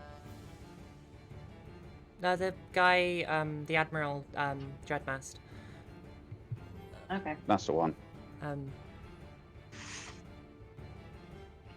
Wow. Oh, Can I make a Harvey. history check? You can if you like. I'm trying to think of a way to hide Jodie while we go out and keep her in an air bubble. Anything appearing in the room, DM? A bubble? What do you want to appear in the room? I'm thinking like a satchel. The side of it is like grass and food for her, and it kind of just an air bubble inside the water doesn't get into. Okay, you think of it and it appears. I love this Alrighty. room. And I stuck Jodie in there. You stuff Her little Jodie head into a pops out for bag now. full of food. I sit there for a second. I mean, I gently.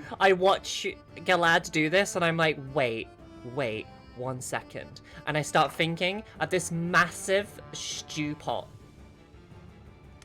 And a massive stew pot. Yes. Of course. And inside the What stew the pot fuck is that for? is this amazing braised beef and red wine stew. And there's loaves and loaves and loaves of crusty bread. And it is the nicest looking stew. It is divine. The smell, room. Oh, it smells good. I just look at her and I'm like, I hope I got when an we 8 on that exit the history room, check, this by the way. shit You got an doesn't 8. disappear. Nothing immediately comes to mind. Not unless you, as a player, can remember.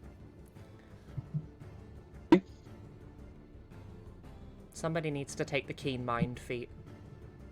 I think Feng should. Please. Yes, Feng should. I don't think I've got enough intelligence to actually allow me. I'm not gonna lie. Come to think of it, same actually. So, have we talked about how and where we're going to fight?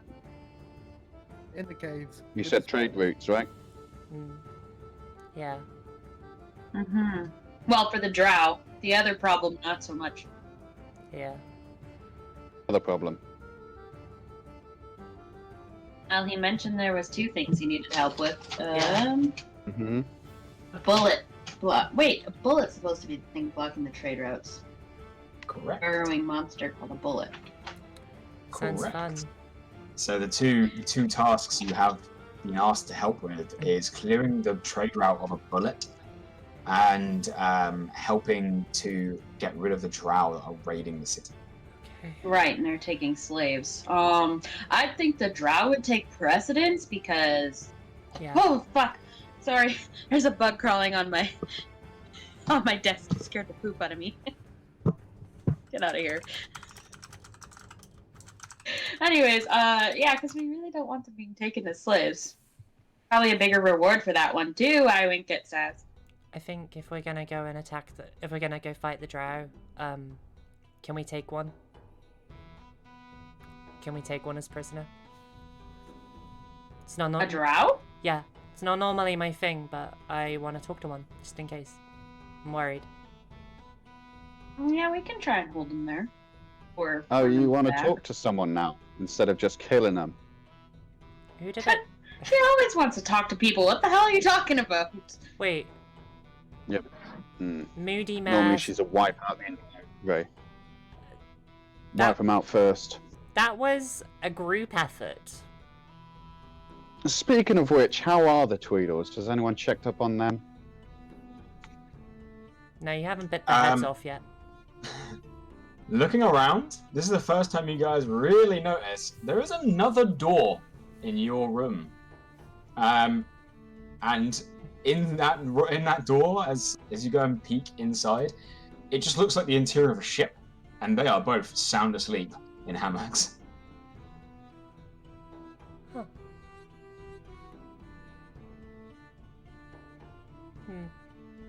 I have to think about what we're doing with those two.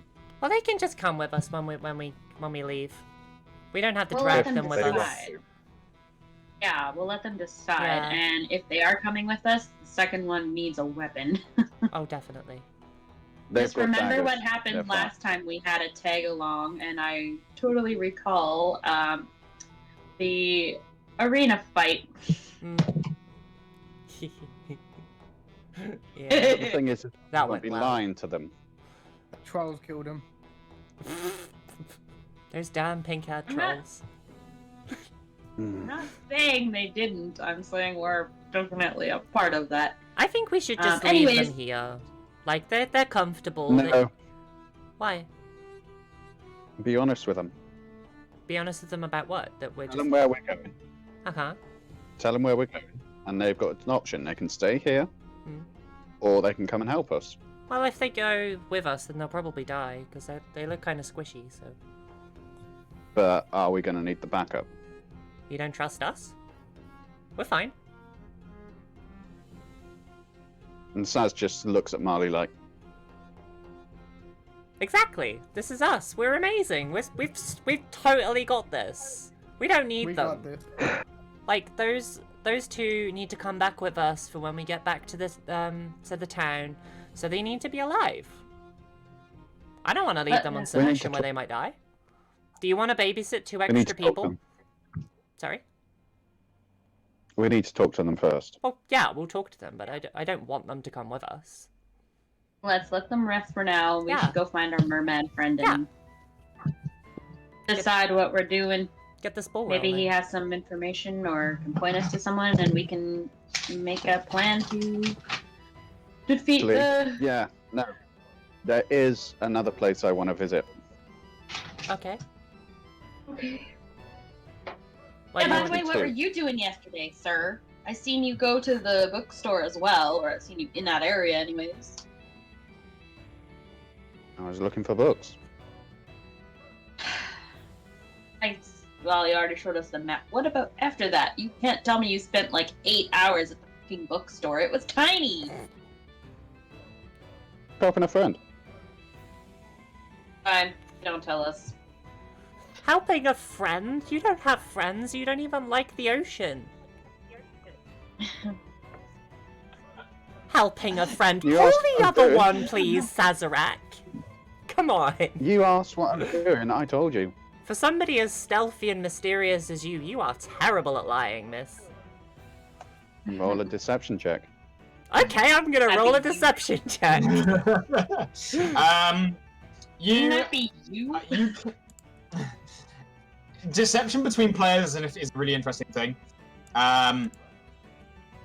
Make me an insight check, please, Okay. Marley. Make me a deception check. Cool. So- Okay, well, my check How have I was got? 17. Okay. 17 on insight, Oh. so deception for you, sir. So, deception between players is interesting. You guys can believe another player is lying whenever you like. Uh-huh. That's up to you as a Yeah. player to believe that they're lying. I know that Saz is lying, like, every what did- fiber what of my did you get? being. What did you get, Saz? 14. Ha! 14. You do get a slight indication that they're holding something back. They're not telling you what they're doing. I can see right through you. By all means, if you want to meet them. Well, for some, you've told us you don't like the ocean. And you like, you know, you look uncomfortable. You've looked uncomfortable this whole time since we got on the ocean, and you don't have friends down Okay. here. Technically, it's not a fear of the ocean, it's a fear of open water. Well, yeah, but like you wouldn't have a friend down here. Like I just refuse to believe that. So please elaborate. Do you really know much about me? I'm learning. And I'm a fast learner, so... Do you want to see more? Of course. Fine. When are you gonna learn to trust us a little? Yeah, there is that. Haven't we been through enough? We've been together You for guys are more than welcome to ages. come join me. We've all told you stuff about us. I think it's time you reciprocate. Hey. Look, if you guys don't want to meet them, that's fair. That's literally no skin off my nose. Well, we don't need to meet them. You can just tell us. Yeah, it kind of wastes time. Yeah. Fine, I won't say. You know so many of our secrets. But I do need to go to one other place. Where do you need to go, Saz? General store. Oh, what, sorry? General store. Oh. I need goggles. Okay. Fair. And I think if we are going to do this, we are going to need a bit more weed behind us as well. Well, I'm sure they'll give us that. Yeah, but you don't want to run out. Have a good couple hours worth. That's true. Yeah. Okay, that's fine. We'll go. Let's go to this general store. I'll come. We could just ask our merman friend. Wait a minute. We're Yes, still... but I don't think he's going to give us a day's worth of weed. I am... Okay, all of a sudden I just picture the Each. weed in my head and hold out my hand. I've just had the same thought, but for something else. Okay, so Galad, what are you thinking of? The gillyweed, the gillweed. You think of gillweed, and it appears in your hand. I am thinking about health potions. You think about health potions. It appears in your hand. Okay. I'm gonna try something, guys, just before we go too crazy with this. I open the front door and I put my hand into the water to see it. Yeah, disappear. check that. You put your hand through the gillweed that's in your hand. Fades to dust. Fuck. I fucking knew it. That's what I was Well, we can expecting. eat from here now. Just for funsies then, knowing that this is what happens, I just put the health potions on the floor and I start thinking about this really amazing looking pink plated armor. And it's like got a shimmer to it and I'm like all big and This pink-plated armor materializes around you. It is gilded and plated. There is, like, fluffy woolen bits that just sort of stick out at the cuffs. It looks like the comfiest, cutest, sparkliest, pinkest thing you have ever seen. Guys, Oh, look how great I look! Question. And then at some point, you step outside and it all fades to dust. Yeah. Along with all of the sticks that you've put in your inventory earlier, I took them. everything you have thought of in that room vanishes on the way Even out. the stew! Okay, I've got a question. I leave Jodie near the tree that was in my door, though. What's the question, Saz? Can I imagine a whetstone? You imagine a whetstone appears. Can I sharpen my swords? You start to sharpen your blades. It works. And just to test, one of the daggers I've just sharpened, I put back into the water. Stay sharp. That's really cool. Mm-hmm. So it works with a lot of things, just not everything. It kinda appears cool. we get the effect of what we imagine. Yeah. Well, that means we can But we spawn get the unlimited health physical potions item. while we're here. Okay, let's go see our merman friend, Yeah. guys. Good idea. Okay. As you guys exit the room, you do look across. The Triton, the barkeeper, looks across to you. Would you like to be paying for another day for that room? Probably another day, yeah. I just Yeah. noticed that you're not bringing your rabbit companion with. Yeah, she doesn't like the water very much. Oh, sorry. Let me try that again. Yeah, she doesn't like the water very much. Right. How many nights would you like to book in advance then? I'm not sure. Can we Why pay... don't we just do one at a time? Yeah, let's do one at a time for now. One at a time. Yeah. Okay. Well, just like last time, that's a 30 gold. Somebody else want to get it this time? Yeah, I'll get it. Thank you. Yeah, cool. Okay, I'll get the next one.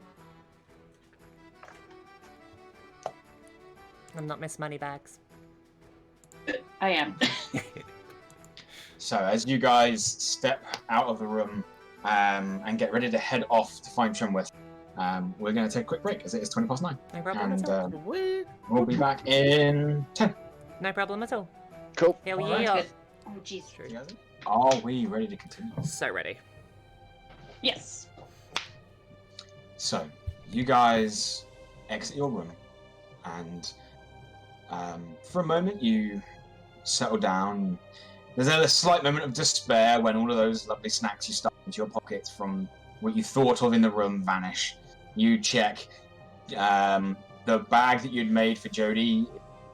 All those additional sugary snacks are gone. The pink armor is gone. My You're coffee back to- sticks. Whatever you had, your coffee sticks are gone. You do, however, still have your like several white sugarcane sticks Hell yeah. that Close you picked enough. up because you picked them up in the tavern. And you guys have all had a long rest. Talking to the barkeeper, you do know that Trimwith is coming by, and it doesn't take too long before you do see the merman swim through the door and look across to you and give you a nice smile. Ah, you're here. Hiya. Have you decided on whether or not you're going to be able to help us? Yes. I think we're all in agreement. We will help you. Good. We want to maybe look into the drow situation before anything else. Does that work with you? Oh, any help you can lend us would be good. You got to be careful though. The drow are dangerous, very dangerous. We can take them. I think we're fine, but I appreciate you. Do you have warriors you could send with us, just in case? We've got several checkpoints, but the warriors here are to defend us. They're pretty stretched. The tunnels are numerous, and some of the tunnels that go into the unknown of the Underdark, different creatures come out, and they need to be ready at those entrances and exits. Perhaps I rephrase my my request then. Do you have somebody who can guide us through?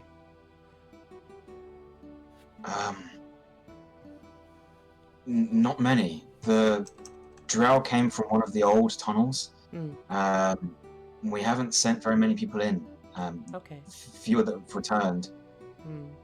Are they coming into the trade tunnels? Not usually. The bullet there is a wild beast and it attacks anything that it could eat. So I believe the drow stayed away from that. Honestly, either of those tasks, if you could help with either one of them, that'd be great. We just don't have the manpower or resources to deal with either of these problems. Okay. Fair enough. And to fulfill our friend Saz's request as well, do you happen to have just a bag of gillyweed? We could provide you with enough for 2 hours each. Okay, that's good. Is that good for you, Saz? Do you feel comfortable with that? The tunnels where the drows are. I'm sorry, did you want to run out of oxygen while we're fighting? Oxygen's We might not oxygen. fight them underwater. Yeah, the tunnels with the drow are not underwater. They don't There we go. That's good. swim. Remember? Well, I felt those good vibrations while y'all were sleeping. You did feel those good vibrations. Can you get me a shield that I will return upon completing our task here? I Jack could. store.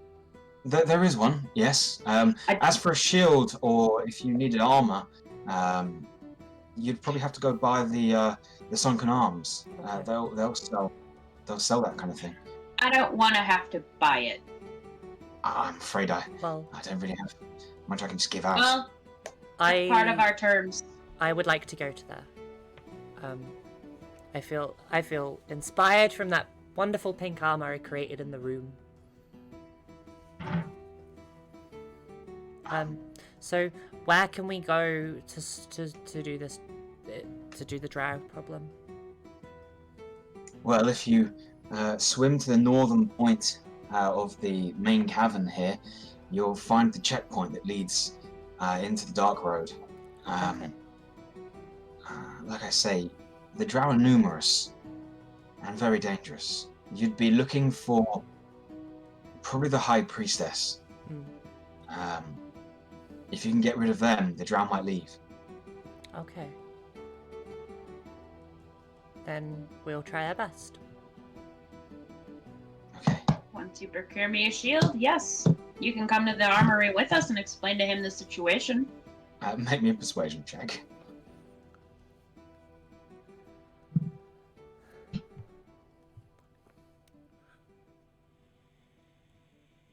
$16. I can try. I know most people in this city, but I can see if I can help you get a discount on it. Free or I don't go. Don't go then. Like I said, I'm I'm going not after the keeping general it. store. I see you're not quite the helping people I thought you were. Well... Very well. Well, if mercenaries need to be paid in some way, I can see what I can do. If it makes Very you well. feel any Sorry, better but- about us, I'm gonna pay for my shield, so... She's the only fussy one. She is. Well, Yeah, you're one to talk. I'll head to the Sunken Arms then. I've got all I need. Apart from one thing, and I can pick that up very easily, and I don't mind paying for it. Yeah, like I said, I'm not planning on keeping it. I just don't think it's worth dying for if it's easily fixed like that. Ever heard of a down deposit? I have mending, I don't need a damage deposit. Well, they do. Down deposit. Yeah, like when you pay for something, like a little bit of something, and then you get the money back later. Damage deposit. Wow, same even thing. Marley's on board with this idea. I'm just on board with going and investigating these drow. Yeah, I don't mind doing a damage deposit on it, but if it comes back, I want my money back. Like, I want to guarantee that. Fine. Okay. I'll see what I can do. Are we all going then? Yes. I'm gonna shoot off to the general store. Okay. You Dad, shoot check off. that they have you. Okay. You do find that the general store is on the way to the Sunken Arms. So if you'd all like to Ideal. stop off, you can. You go in. What are you looking for? Right, I'm after a couple of things. Goggles, for one. Okay. They do sell goggles down here. There's nothing special about them. They're simply there to stop the water from getting into your eyes. They'll cost you 2 gold pieces. Okay. Ooh, how much do I want? Let's go for a bag of ball bearings. Okay. It'll cost you a single gold piece, a bag of 1,000 ball bearings. Okay. Tinderbox, 2. Tinderboxes. Looking around, they don't sell tinder boxes down here. Funny that. Oh yeah, we're underwater. It's very hard to keep Okay. dry, burnable goods underwater, I'm afraid. No, that's fair, that's fair. Rope. They are selling rope. Taking a look, they are selling silken rope, a 50-foot line for 12 gold pieces. Oh, don't need that much. Is that the only rope they got? They only sell it in a bundle. Single coil of rope. For how much? 12. That's a lot of rope. That'll last 10. a while. Make me a persuasion check. Safe expediency. Okay. You do get told that silkworm is stronger and better than the hemp. 16. 11.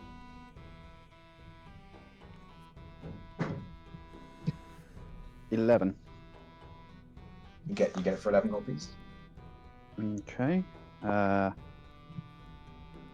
Goggles were 1, 2. ball bearings were 2, right? Other way around. Okay. Anything else that I want? As the rest of you go in as well, you do see that they are potions. They are corked up, and through talking, they do tell you that it is impossible to drink a potion. The water. The healing potions, you see there's a bunch of standard small vials, and they are costing 50 gold pieces each. There is a larger vial, which is 100 gold pieces.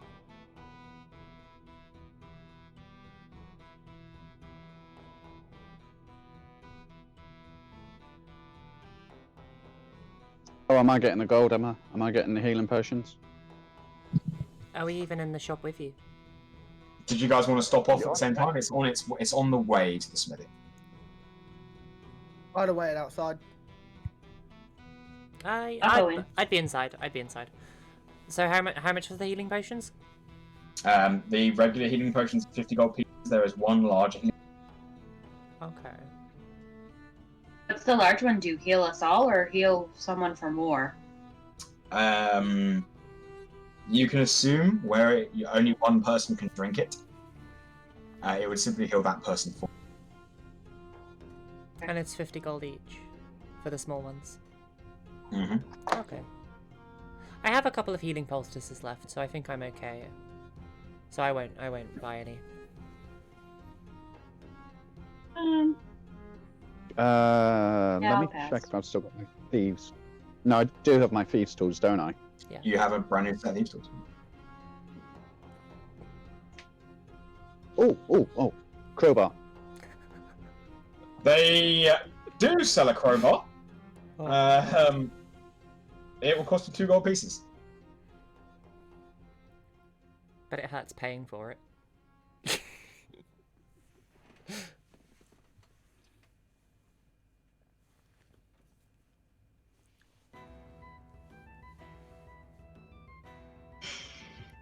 Okay, I think I'm good. Yeah. Okay. Does anyone I else need anything from the general store? Not that I can think of. Nope. I believe that's 16 gold I need to give you. Yes. Cool. Hanging it down to 15? Yeah, you've already haggled some of that down. Yeah, close enough. So you spend a bit of money and you guys continue on. You continue on to the smithy. What are you guys trying to buy here? I am looking for some armor more fitting of my class. Okay, so you get given a choice of armors. Mm-hmm. You get offered either some scale mail Uh-huh. for 50 gold pieces. Okay. There is a set of half plate here Okay. for 750 gold pieces. That's a no. There is a set of chainmail for 75 gold pieces. Okay. And this shop does stock a single suit of plate mail armor. And 1,500 gold pieces. Okay. Would love plate. So chainmail. They are selling shields. They are selling shields for 10 gold pieces. You do watch, Galad, as Trimwith goes up to the trader, and there is a little bit of a conversation before Trimwith takes out his own gold pouch and takes out 10 gold pieces. He has to sort of rummage around for the last coin. and hands it over. Did I see this? Yeah, it's not hard to pay attention. Yeah, you could have seen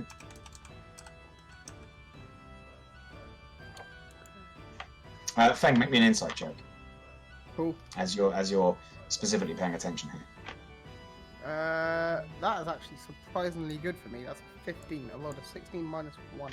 15. Through catching some of the conversation and taking a look at the general demeanor of Trimwith at this point, Trimwith is begrudgingly doing this, and it looks like he's paying out of his own. It seems that the trader and Trimwith are on good terms. They very much know who each other are.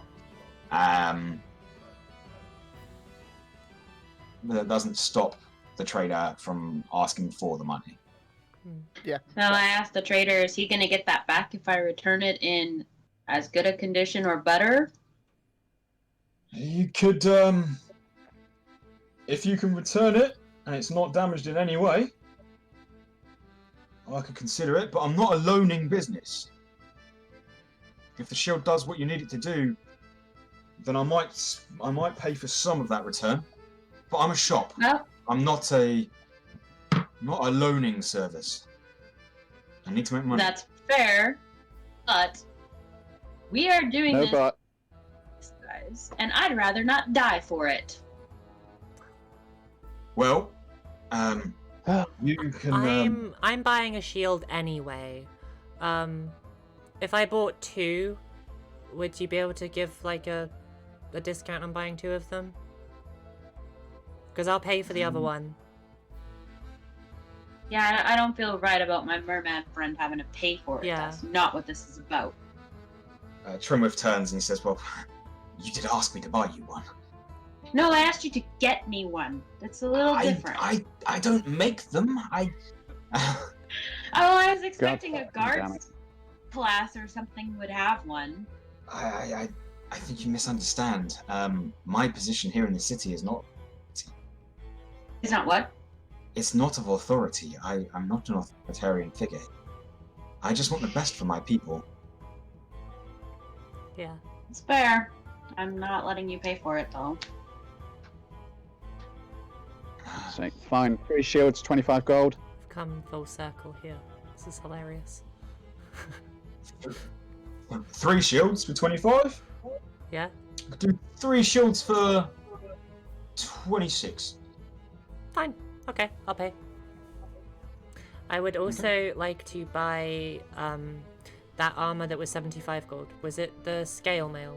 The chainmail. Chainmail was 75. Cool. Pixie, I give you my... Hold on. 8. I give you 8 gold pieces for my shield. Okay. Thank you. Is it just regular How chainmail? poor are you, lad? It is just regular chainmail. Sweet. What did you say, Lance? I said, how poor are you? Must be all the times you've been giving away money for gold. You don't need to know how much money I have. Have they got any particularly fancy shields? Just out of sheer curiosity. Taking a look, they do have a razor coral shield. Okay. And that will set you back 2,000 gold. Lovely. I give them 2,000 gold. I don't. I was going to say, I don't think any of us have over 1,000 gold. No. So it's just a razor coral or a regular shield. Correct. Fine. I will buy the armor and the shields then. All right. I'm gonna ask, do you have anything like this? And he's just gonna hold up his warhammer. I have other warhammers. You do take a look. There is nothing exceedingly special about them. He does not have a razor coral. Yeah, I wasn't surprised. I thought I'd check. Okay, never mind. Razor coal hammer. That'll be a sight. Where did my shield go? Did I put my shield in there? Where did my shield go? Mamba, how are you in all this? There she is. Mamba? So we make our way? Mamba, do you need anything that we're buying? No? She has migraine. Okay, good. Fair. Okay, so you guys gather your equipment. Hell yeah. And prepare to make your journey. You have 3 current things you can do in this area as far as heading out of the city goes. You can either head to the trading route and try and hunt down the bullet, find and try and remove the drough that are raiding the city, or go hunting after your treasure map that Saz has shown. If it's okay with the group, could we try and go after the drough? I mean, I did just throw a fit for a shield. Yeah, it feels quite pressing. Can we do the treasure map next, though? Of course, yeah, treasure. Sick. Okay. Not like it's going anywhere. Everybody else in agreement with that?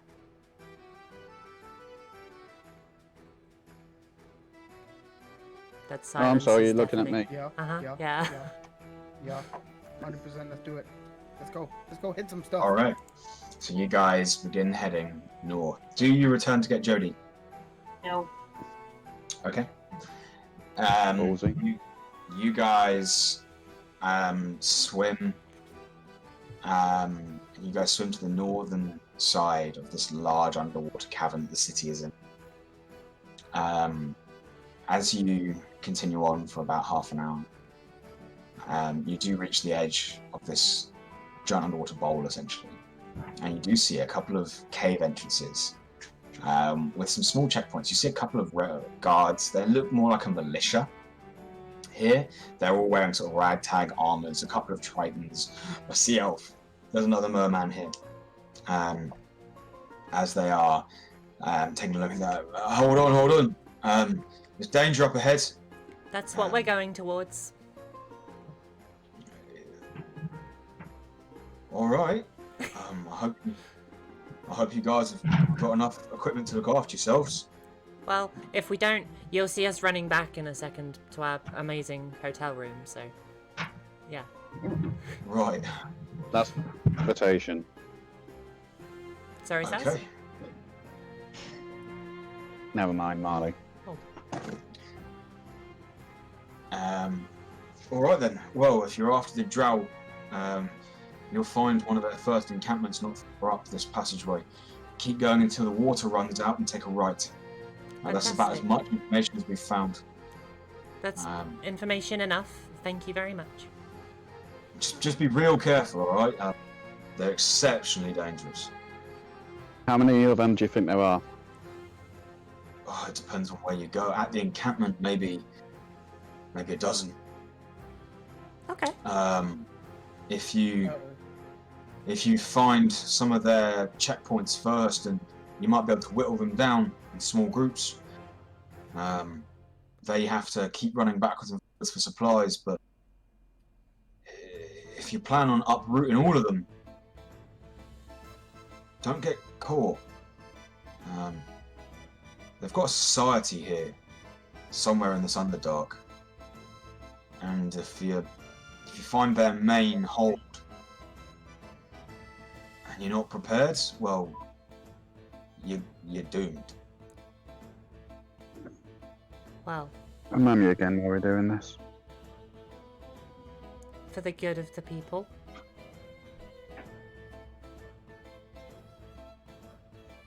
For the betterment of the world. So we can get the hell out of here. That too. Yeah, that one I'll agree with. Did he actually say that we're getting a reward for this? I'd assume so. Apart from, you know... I mean, we're helping an entire people with 2 massive problems that are plaguing their area of life, and I can't imagine them turning around and saying, "Oh, hey, thanks so much for that," and then just, you know, letting us be on our way. But this is more than I'm doing this more than rewards, you know, for more than rewards. One of the guards there listening in to your conversation you were having next to them does pipe up. Well, you know, as far as the problems go, you'd be doing the city a major service if you can somehow uproot the drow. That's a major favour for the city. Cjbeards would be indebted to you, and I'm pretty certain the council would give you a reward. I'm surprised you're going for this one first. It's definitely the most dangerous. Alright. A favour will be good enough. Every time somebody talks to us about this, I get more and more nervous. Just one more question. Are any of them... Do you know anything of the Cult of the Deep? Or stories or anything? Oh, only what my mother used to tell me when I was being naughty and when I was little. That'll do. You know, behave or Negoth is going to get you. Drag you down to the depths and eat you. Is that all you got? That's all I've got. It's something. Sounds fun. Shall we go do the other problem first? Yeah, we'll worry about Cult of the Deep. Maybe we'll get information out of them if we help them. Probably will.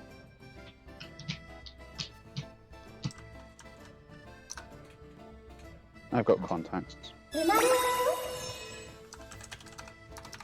Okay. So, you guys continue heading on then.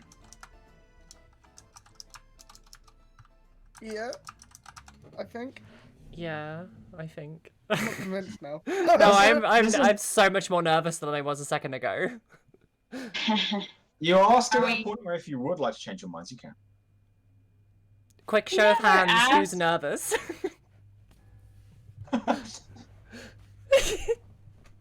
That's literally me right now. Apparently the DM is, and that makes me nervous. If you could do that when you're rolling your dice, Pete, that'd be fantastic. Just knock it to the floor and declare it 0.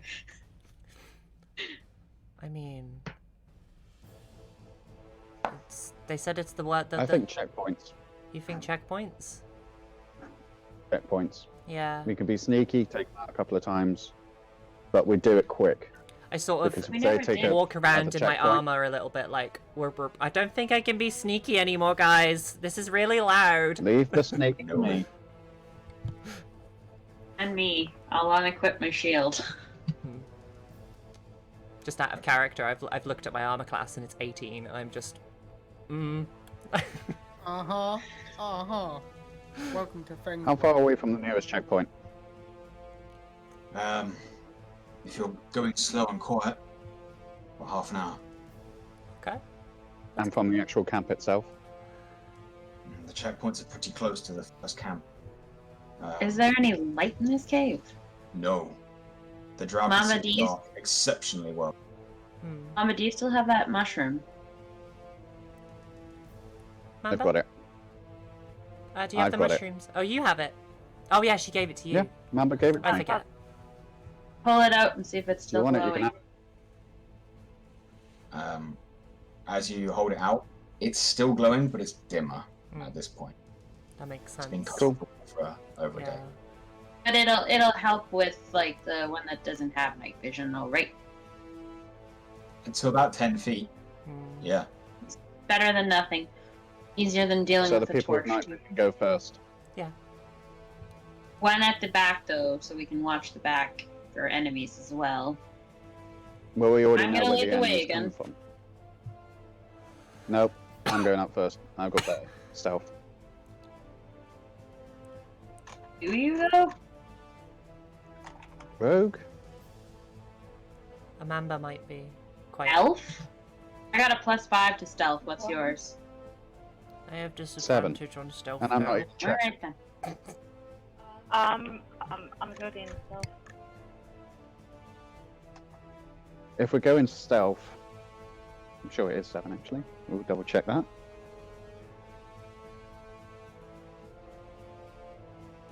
Yep, 5. We have the same. Perception then. Just go. Let's I'll just bring go. up the rear. Okay. Yeah. You guys Done. continue heading straight. Yeah. After about 20 minutes, after about 15 minutes, the tunnel, which does go up, no longer is filled with water. You've reached the surface and you start walking along. As you exit the water, are you trying to be quiet or are you going at a faster pace? I mean, I can try and be quiet. Okay. Can everyone make me a stealth check? Feng and Marley now at disadvantage. Yeah! And can you also roll for Nuki? Time to bring up the good old calculator. Oh. 16. Hold on. Okay, so Mamba, what'd you get? 22. Ooh. Feng? That's a 6 for Feng and an 11 for Nuki. Galad? 16. Marley? 4. Saz? 19.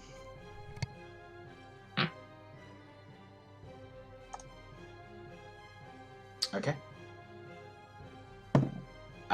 You guys continue marching down these tunnels. You take that immediate turn.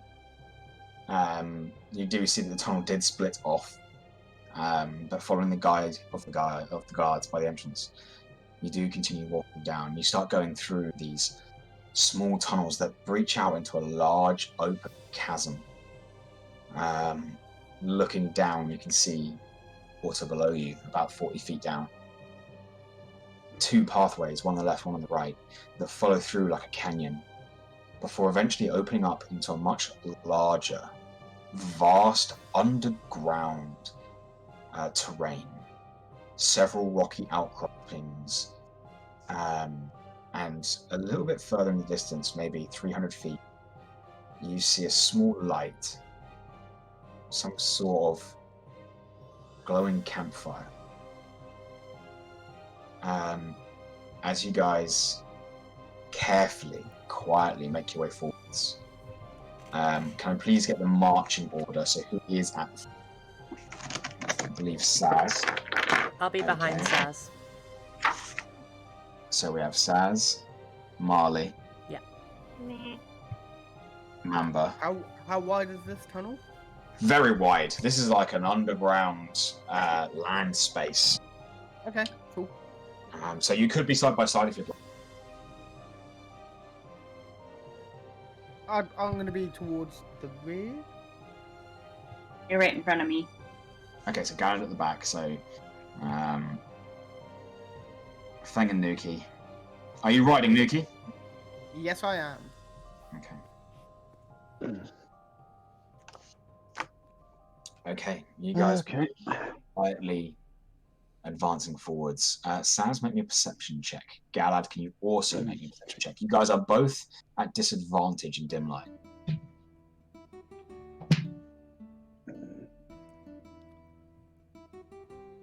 8. 13. 13. You guys push on a little bit closer.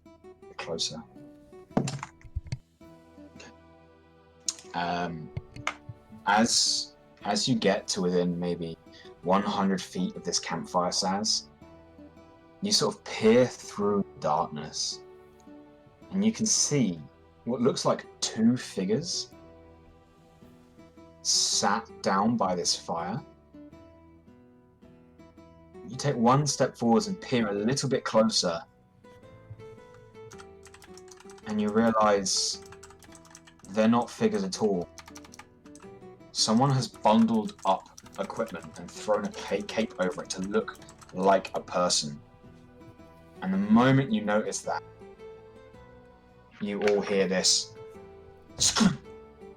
as the patrol that spotted you launches their ambush. And at this point, I would like everyone to roll me initiative. 1 moment. Okay then.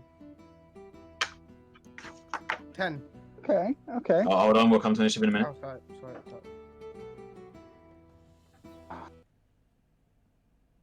Bye-bye, Pancake. Pancake back in 1 moment. There we go.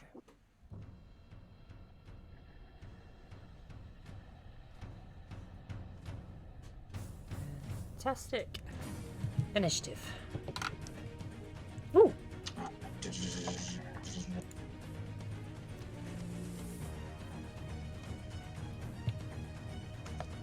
All right. Did anyone get above a 20? 24. I got a 24 and Galad. I got bang on a 20. Bang on a 20. 30, Okay. 30, 20. Who got above a 15? 16.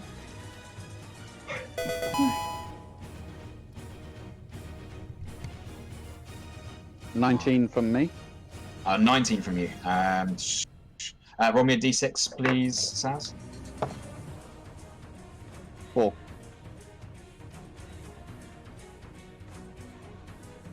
Feng. 7. 10. 10. Yep. Feng. Alright, so the first thing you guys do notice is a couple of shots just coming out of the darkness. Not quite able to see where from. They seem to be shooting from over 60 feet away. To where your dark vision drops off and you cannot see. I can see up to 90 feet. You can see up to 90. That's really important. So you can just about... You notice it go off. I'll explain that in a minute. You notice that the shots come in from your left-hand side.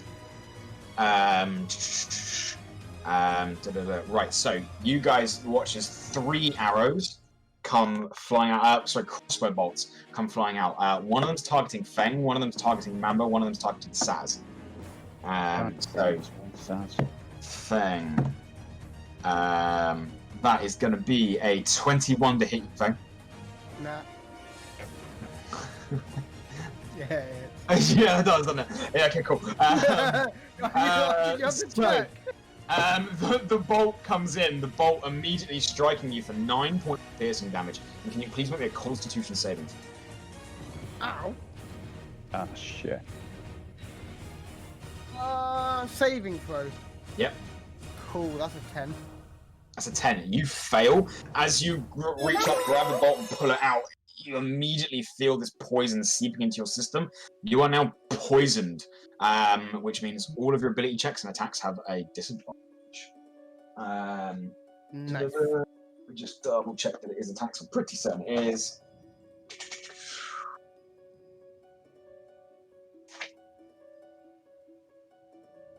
Yeah. One going in against Saz there. Flies. Oh no, they got advantage because you don't know that. Which is going to be a 16 to hit you. Bollocks. Yep. That is going to be 6 points of piercing damage. And can you make me a Constitution saving throw? Okay. Constitution saving throw.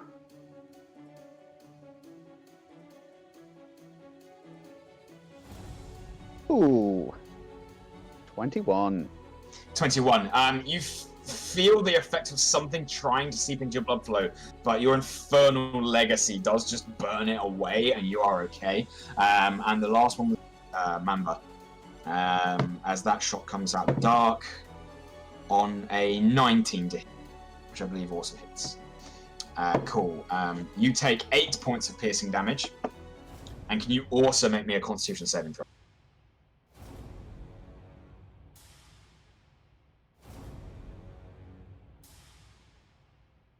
That's 20.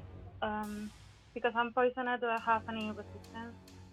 I don't think you have resistance to poison. I think your poison cancels the resistance of enemies. I will double check for it. With a dirty 20, you feel the poison trying to make its way into your system, and you do withstand the poison. Yeah, you don't have any resistances to poisons. Your poisons ignore the resistances of enemies. Okay.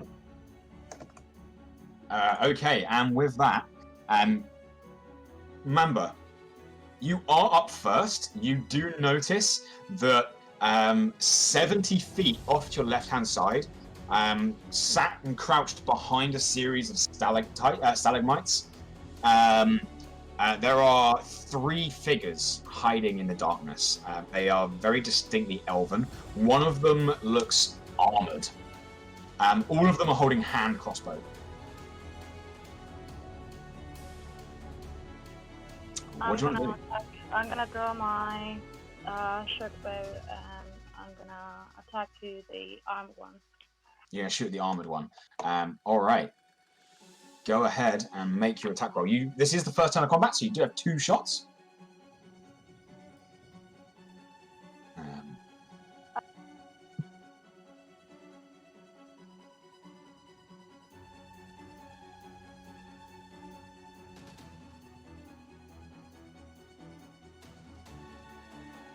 22.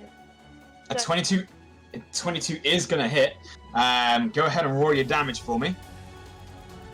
Even hiding behind the cover that they've got, your arrow just nicks past the stalagmite and embeds under the shoulder plate of this elite warrior. Go ahead and roll your damage. 7. 7. Nice. As it sort of spins them off guard, you immediately reload and fire a second shot. I wanna mark him with this second shot. Yep, you're gonna mark him ready for your second shot. So this will do an additional D4 damage. If it hits. Nice. Would you like to use your bonus action to apply poison to this? No. No, cool.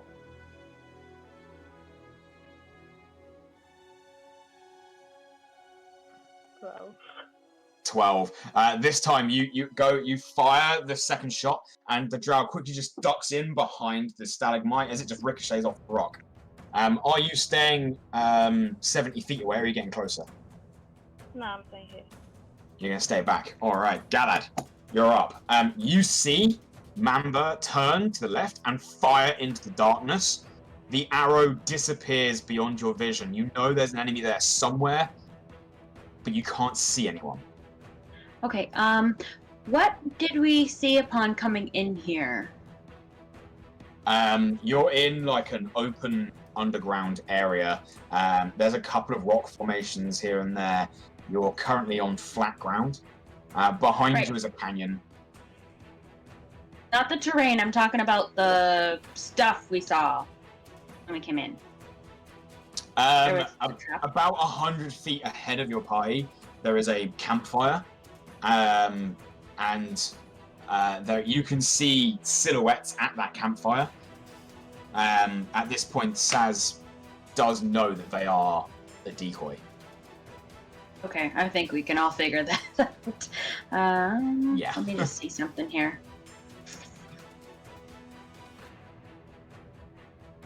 Okay, I am going to take out a torch and light it. It is an action to light a torch if you'd like. That's fine. Okay, you're not holding onto a shield right now. No, I'm not. Cool. So yeah, you do take out a torch and you do set the torch ablaze. It does provide light around you, and it does mean that those with dark vision up to 60 feet can now see the drow hiding behind the rocks. Okay. Feng cannot. You can see bright light within 20, dim light up to 40, and they're 75. They're 70 feet away.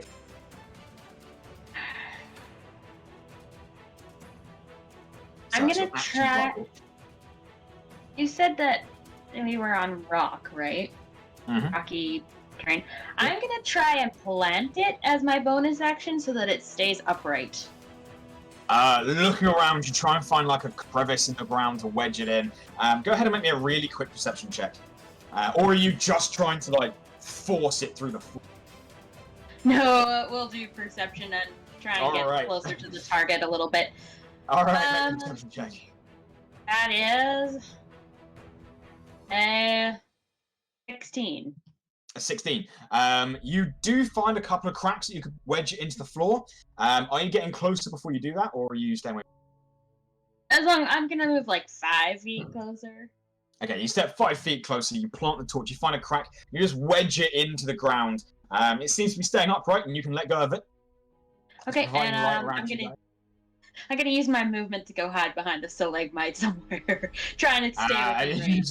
You try and dart out to the side, and you try and find somewhere to hide. You do manage to find somewhere that will give you some half cover, which increases your armor class by 2. Great, perfect. That's going to bring us to the elite. Seeing you guys still staying back, Mamba, noticing that you've returned fire, the drow that you've already shot, funnily enough, the one in heavy armor, is going to reload their hand crossbow, aim it around the corner, and take a shot at you. It's going to return fire to you. That is going to be a 14 to hit you. It does. You feel this crossbow bolt digging in for 7 points of piercing damage.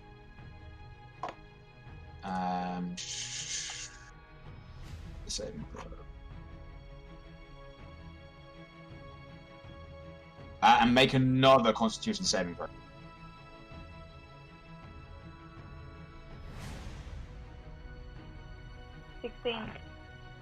Once more, just shrugging off that poison.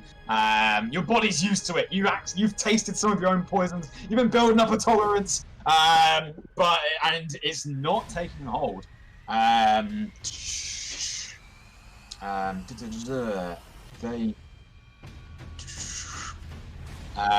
that, they reload their crossbow, and they're going to take cover again behind that stalagmite.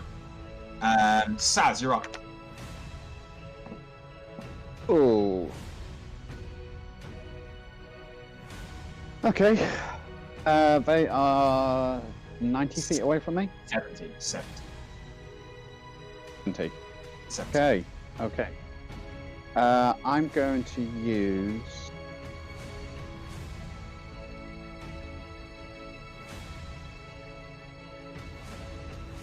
I can't use insightful fighting because I can't see... Can see them? You can now see them. You have dark vision, baby. Yeah, but they're hidden behind rocks, aren't they? You can see them, like, you can see them peeking out around. They're sort of like trying to stay in cover, but they're also trying to fight you, so you can see them. You can use insightful fighting if you wish. Yes, I'll use insightful fighting and bow and arrow. Cool. Which one are you going to focus on?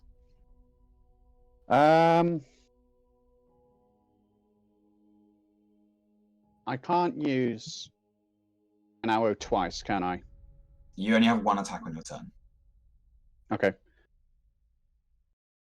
Okay, I'm going to fire at the left one. You gotta focus on one of the unarmored drow. So one's armored, what are the other two? Yeah, you have the other. So the one in the middle is this armored one that Mamba shot.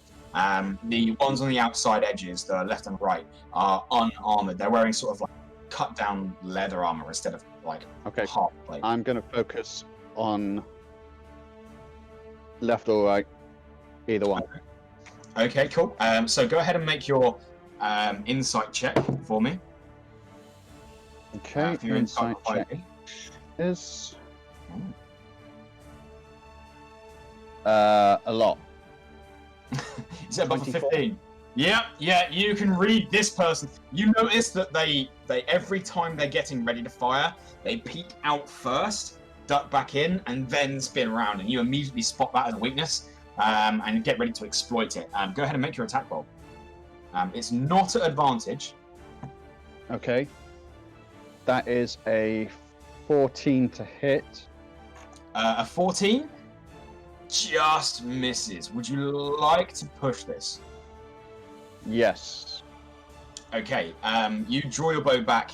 You, at the last second, you pull on an additional tension to release. You fire your short bow. As you do, the arrow flies true and does strike the drow. However, your bowstring immediately snaps.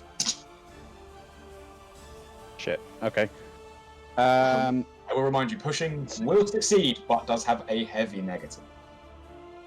Okay, that's 6 damage.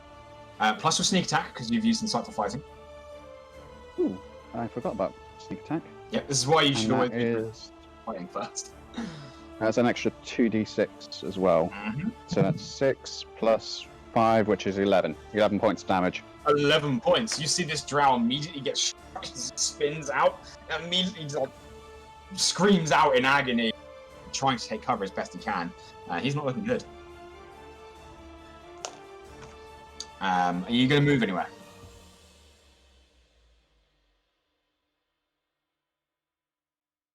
Yes. All right, where are you going? I'm going to move. Right. I'm going to move closer to Galad. And I'm also going to hand her a bag of ball bearings. All right, you dart across to the same cover that Galad is hiding behind, sort of skidding into place, and you'll just hold out a bag of ball bearings. Do you want to say anything? It's got to be quick.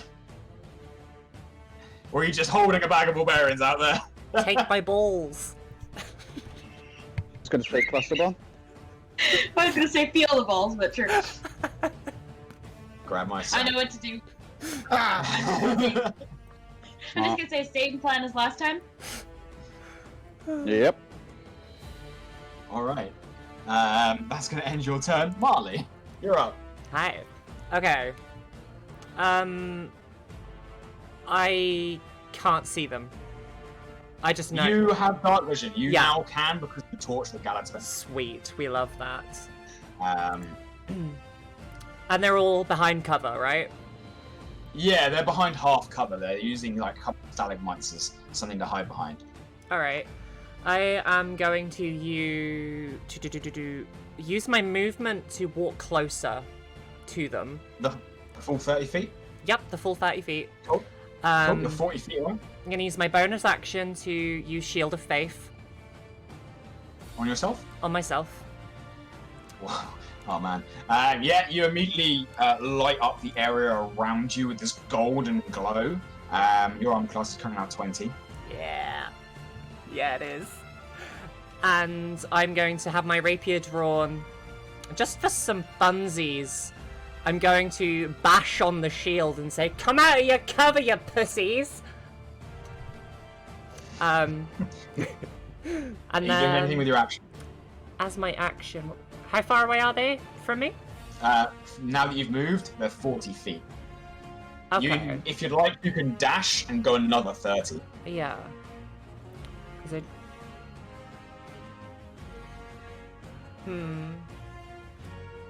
How far away did you say they were?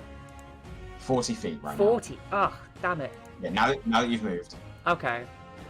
Damn it.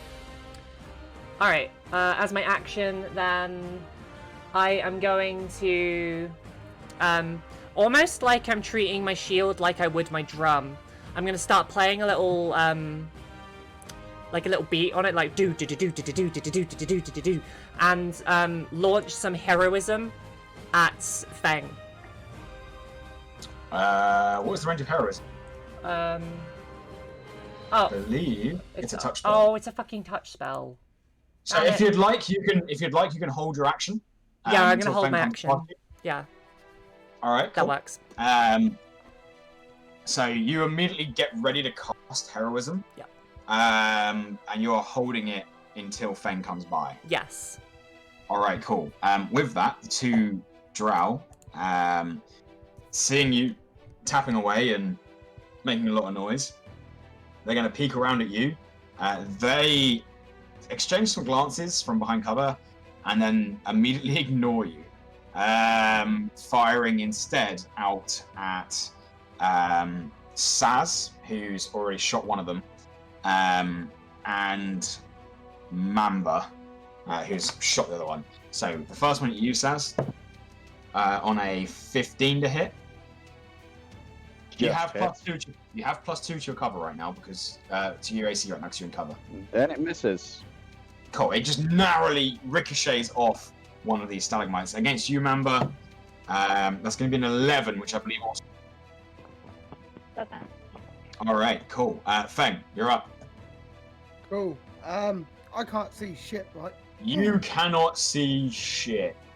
You know the direction they're going because your allies. There is a glowing Marley about 30 feet ahead of you, and then 10 feet beyond her, the light runs out. There is a torch at your feet. Do I get a second to like shout over to Feng to maybe get him to come over? If you want. Yeah. Feng, I've got something for you. It's really cool. Yeah, okay. So hearing that, did you say there's a lit torch at my foot? There is a lit torch 5 feet in front. I'm gonna leave that. I'm gonna just go up next to Marley. Alright, you immediately Hell yeah. move 30 feet, go next to Marley. Hell yeah. At that point, Marley reaches out, bangs her shield in a sort of rhythmic beat, and then almost just checks you with the shield. And as that happens, you feel this sudden moment of emboldened energy as they cast heroism on you. Okay. You are now immune to fear, Okay. and you gain. What's your charisma, Marley? Yeah. My What's your charisma. charisma? Marley, what's your charisma? My charisma, +4. You gain 4 temporary hit points. In doing so,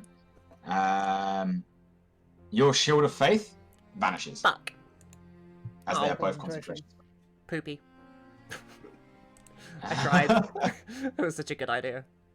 Can I still see Can I still see no one? You can't see anyone.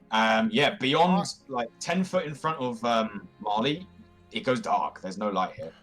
I'm just gonna say, where are they, and then take the dodge action. All right. Okay. As you take the dodge action, cool. That is going to bring us to Mamba. It's your turn. I'm gonna cast Severe Strike as a bonus action, and I'm gonna attack with my short bow the armor guy. The armored guy. Yes, sure. Yeah. Yeah, cool. So you casting Zephyr Strike on yourself. You take aim once more. Go ahead and make your attack roll. Are you giving yourself advantage from the Zephyr Strike? No, this one. Okay. 16. 16. As you fire, they bring up from the side a shield. The arrow just bolts off. Yeah. Are you going to move anywhere? Or are you staying where you are? No, I'm staying here. All right, cool. Would you like to take cover behind some rocks whilst you're fighting? There's some around. No, I have Severe Strike. That will be fine. Yeah, cool. All right. You stay there. Galad, you're up. For my bonus action, I'm going to attempt to throw the ball bearings towards them, close as I can get. All right. You grab a hold of your ball bearings. Make me a ranged attack. So this is dexterity. This is at disadvantage. This is trying to throw these 65 feet is hard. Very hard. Okay. What is the add-on to that one? You just add your dexterity modifier. These 20 plus your dexterity. Okay. 21. It's really cool. Check. That was a disadvantage, yeah? Yep. Alright. I think disadvantage is lucky for me, and now that I said that... Why did you do... Yeah, you do hurl it over. Who? One of the unarmored guys with the armored gun. Let's go for the armored guy. Cool. You throw the bag of ball bearings over, and as it goes over the top, it crashes into the stalagmite in front of him and bounces away. Damn it. I'm still gonna cast Firebolt at it. Alright. Are you casting Firebolt at the bag, or are you casting it at the elf? Bag. At the bag. Alright, make me an attack roll. This is for your spell attack bonus. 21. 21. Your firebolt crashes into the bag of ball bearings, which immediately bursts open, and the bag itself catches ablaze as 1,000 ball bearings open up between your party and the armored warrior. Doesn't do like fireworks show and blind them? No. Damn. Oh, we got light Thank you, now. lad. What? I was better at the ball I bearing don't have game. fireworks. And I don't have fireworks. Fucking damn it. Just say you Fine. miss me, Saz. Just say you miss me. Would you like to move or are you staying in cover? No, I'm staying. Alright, with that, the seeing you shout out there, seeing you shout out there, Marley, and then seeing your shield immediately flicker and vanish, the armored drow grins, just pops on the corner, aims the crossbow and is going to fire at you. Okay. Ooh, are they going to hit? That's the question. They are going to land bang on an 18, which I believe matches your armor class now. It does. So that is 9 points of piercing damage as it finds a nook in your chainmail. Go ahead, roll your damage to resist that. That is 8 points. So you take 1 point. You take 1 point of piercing damage, which means you did still take damage. So please put a Constitution saving throw. Query. I don't know where I read this, but I remember reading it. Am I completely resistant to poison? I don't think so. I don't remember where I read it. Features and traits. You can remove a poison using your lone hand. Okay. You're immune to diseases. Oh, that's what I read. Okay, cool. That's fine. Yeah, Constitution fine, saving fine. throw. A Constitution saving throw, please. Ooh, okay. Is that with my con bonus added to it? Yep, so a D20 plus your Constitution. Sweet, 15. 15. Yeah. You do pass this poison, so it does not affect you. But you do still take the 1 point of piercing damage. Oh no. Every little helps, apparently. As they duck back in behind their stalagmite. With that, Saz, you're up. Okay. Right. 3 of them are still looking. One's fine, one's looking damaged, one's looking hurt. From what you can see, There's ball bearings in front of us. Are they glowing? the ball bearings are red hot right now. Are they glowing? Not. They're hot enough to glow in place. They're not providing any light. So, if I were to cast Thaumaturgy and brighten the light on all the ball bearings, would that work? Let me have a look. That is a clever use of Thaumaturgy, if that works. That is quite a very, clever, very clever. So did I do it good then? Unfortunately, they must be flames for Thaumaturgy to brighten it. It can't be a light.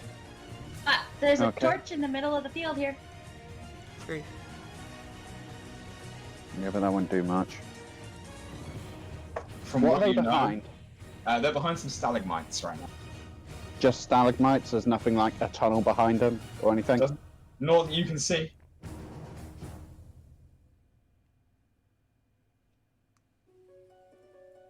Okay, that's annoying. Oh crap, I have no ranged attacks.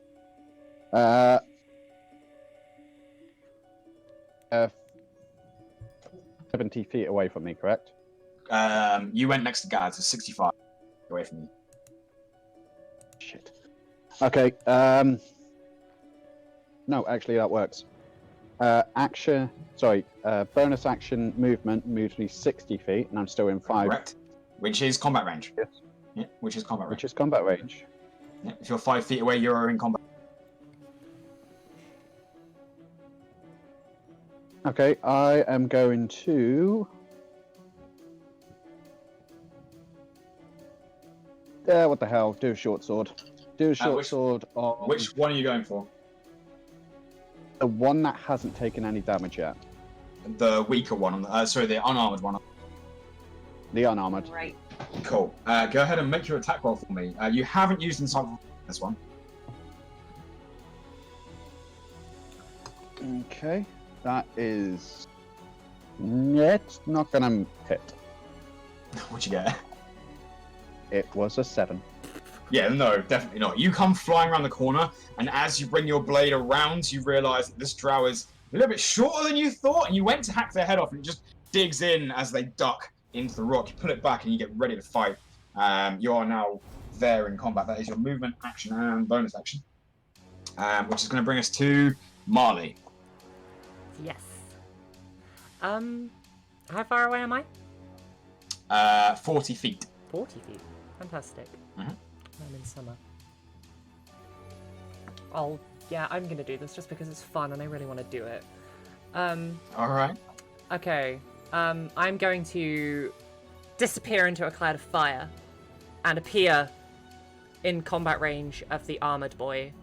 And he will be taking 4 points of fire damage just because I'm here.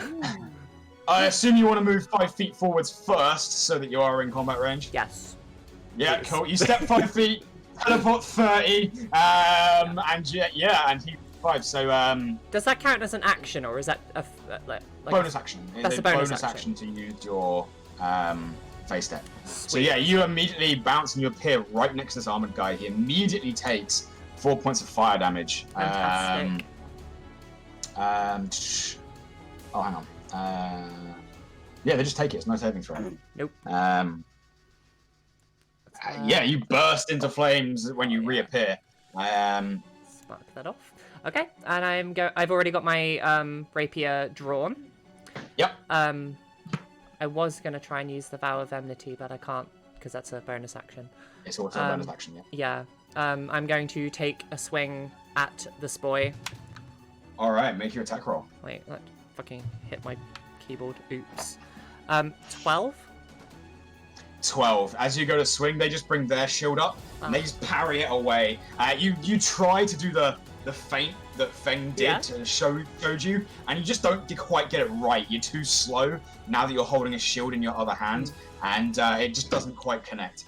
To help Feng get to over where I am, can I sort of like shout real loud so he can know my position? For starts, you exploded into flames when you were there, so for that split second, Feng could see where you were. Pretty dead giveaway. So yeah, they would know roughly where you are there. Sweet. It's now the drow's turn then. Are you going to stay where you are? You've got 25 feet movement left. Yeah, cool.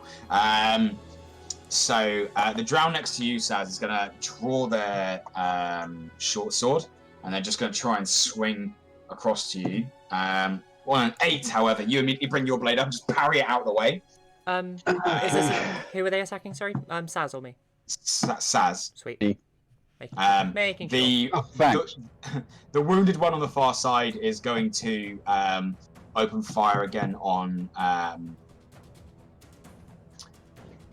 seeing Feng in the middle actually, and noticing that he's desperately trying to see where the enemy is.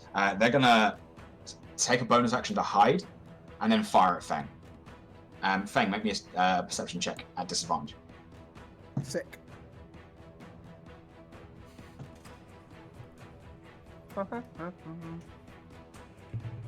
Four.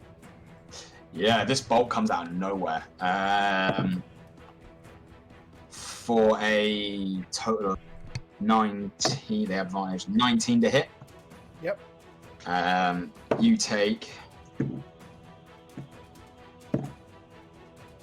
9 points of piercing damage. I've used my reaction this round, don't I? You have, because you intercepted.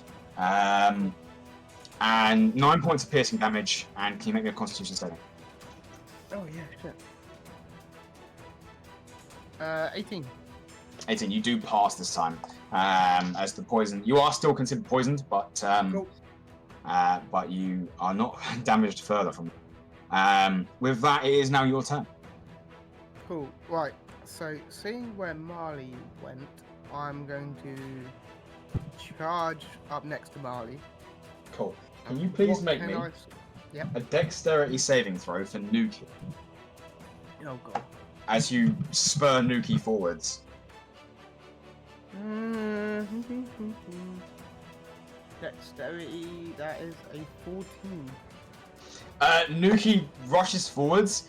There's a brief moment where Nuki begins to slip and slide on the 1,000 bearings that have been spilt between you and this elf. However, Nuki catches themselves and just continues going. You know that there is someone next to you. You know that Marley's here somewhere. You can't see anyone. You may still attempt to make an attack roll if you wish.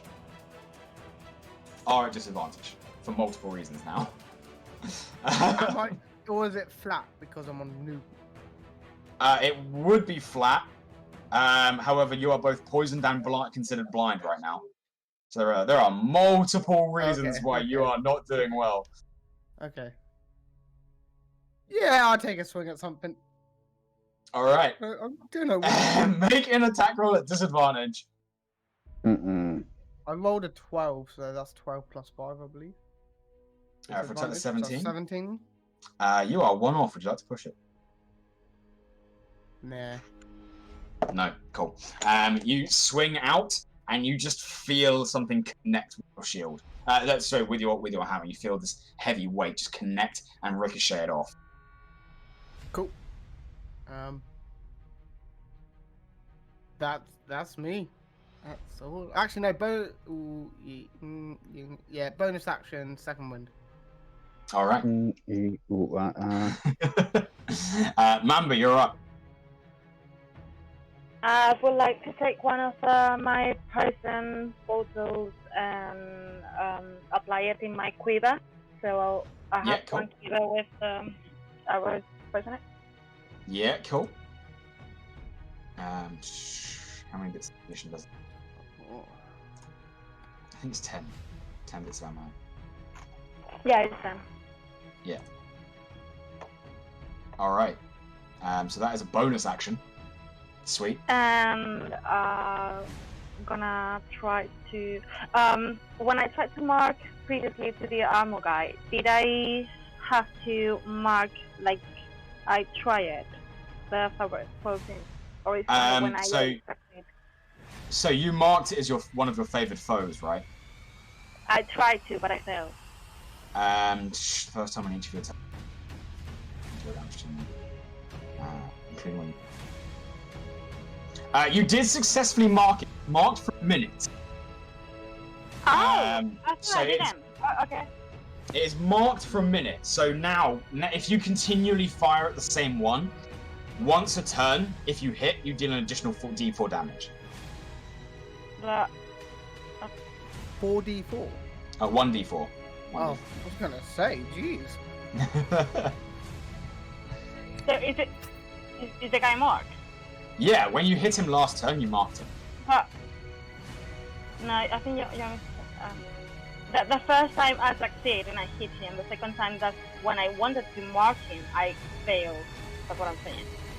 So in theory, it's not.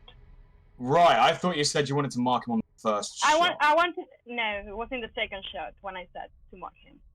Okay, cool. You haven't marked him then. Okay, that was my question. You haven't used the use, and you haven't used the use yet. Okay, so it only counts when I use it. Yeah, it'll only count if you hit. Okay, I would like to mark him again. I'll try it. All right, make an attack roll. Are you using a poisoned arrow? Yes. All right, make your shot.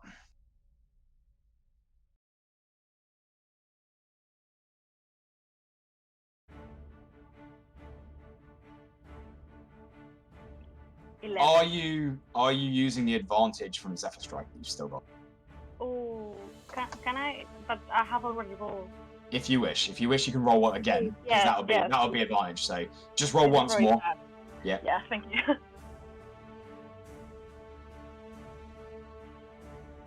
Okay, my set up 22. 22.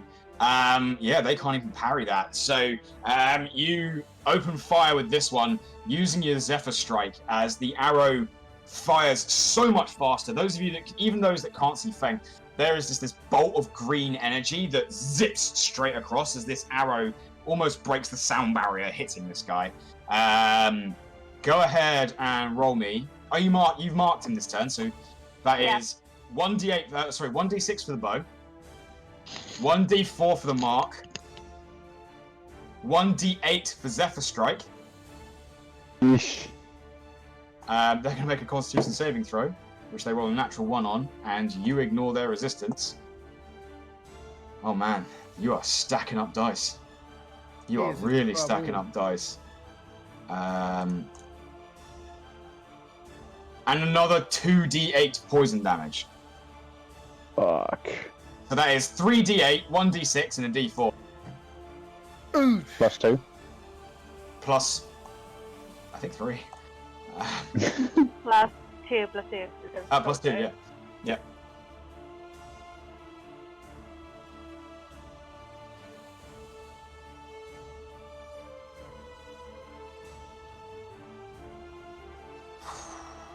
Ouch.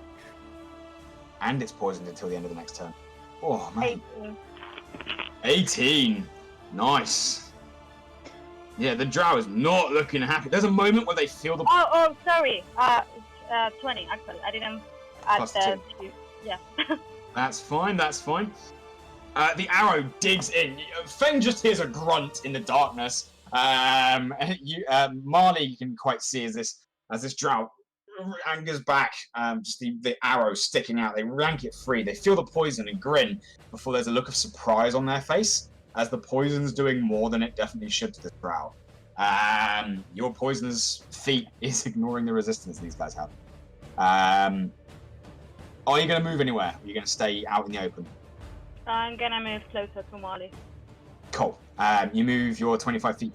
You can Zephyr move this turn. Would you like to move 70? Would you like to get in combat range? Yeah, why not? I will warn you that if you're in combat range, you have ranged attacks at disadvantage. Oh. Then Would you like to be like 10 feet away kind of thing? Yeah, So you're yeah, close, yeah. close enough, but yeah, cool. Mhm. Good shot. Nice. Damn. That's going to bring us to Galad. Galad, your turn. Sorry, was her attack on the armored one? Yes. Alright, I'm gonna ignore him then. Okay, I'm going to... Can I use my bonus action for movement as well? No, you're only a rogue Okay. can use their bonus action to dash. You can move Okay, 30 feet as normal. 35. I'd like to move That's up to the right. torch. You go 5 foot back to the torch. Yep. Pull it out and throw it towards the fight. It's a long throw. Would you like to move forwards first? Yeah, how much closer can I get? You can go 30 feet forwards, which would make it a 40-foot throw instead of a 70. Sure, let's do it that way. All right. Make me an attack roll. D20 plus your dex. Oh, that's a good one. 21. 21. Feng, you're like trying to find something in the darkness as this torch comes skittering by your leg and it's just sat there within 5 feet of Nuki. It doesn't hit the drow. No, But it was close. And you can now see as this drow pulls his arrow out and is immediately noticing that they're lit up and they're looking a bit more concerned now that the guy riding a pony bear can see them. Would you like to spend a bonus action on anything? That was an action? That can't be a bonus? It's an action to throw. I've just checked. Okay. It's an action to interact with objects. I don't have a bonus I can use, so no, I'm just gonna stand All here right. and... You're playing support right now and you're doing it well. It is now the elite's turn, who is now in the firelight and poisoned. They're going to swing out at. They're going to make 2 attacks. They're going to swing at. In a panic, probably Feng. So they're going to make their first attack against you, Feng. Against me and not Nuki? Against you. Cool. On a 17 to hit. Sorry, Negative. 18. They've got +5. They've 18, not +4. Just. Oh, I lied completely. They got +7, 20. Oh, yeah. No, that's definitely, yeah. Okay, so that is. You immediately take 7 points of slashing damage, and then you feel this burning sensation across the cut as I roll like garbage, and you take 3 points of damage. Their second attack is going to turn around and it's going to try and hit Marley.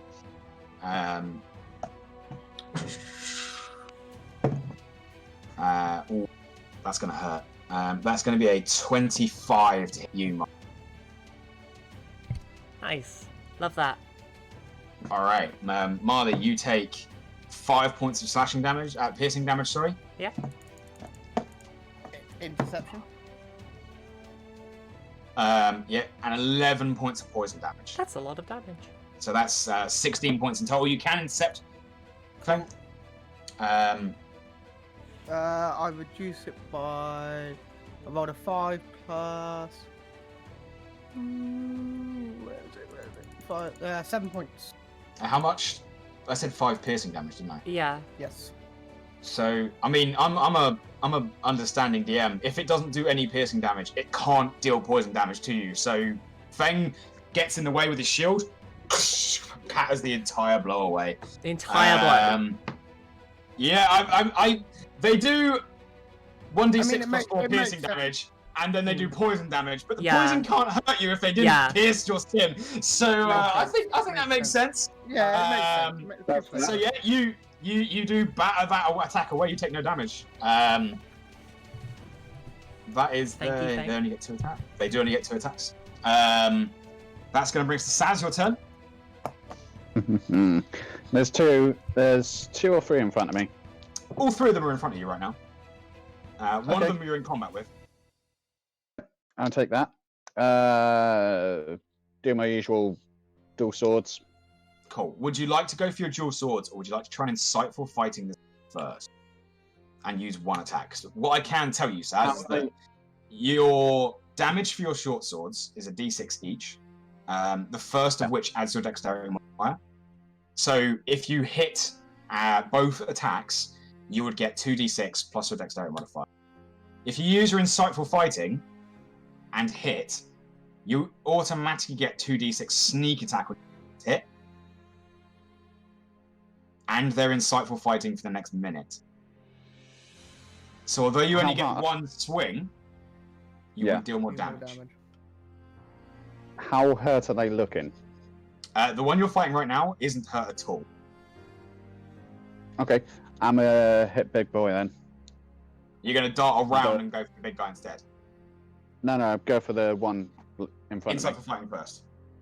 Yep. Cool. Roll your insight check. me. Insight. Oh, will I finally have someone that might beat your insight for fighting check? Because your insight is massive. It is, isn't it? That's a shame, and I've just dropped my fucking dice. Okay, plan B. You can do it, little drow. You can make it. Someone can beat his insight. 21. No, you really can't. You can read these guys like a book. Make your attack roll for me. Okay. That is a short sword plus dex. So a d20 first. D6. So you got D20. attack first. Your insightful fighting has paid off. You can read them for a minute, Okay, which is 10 turns. dice go up there.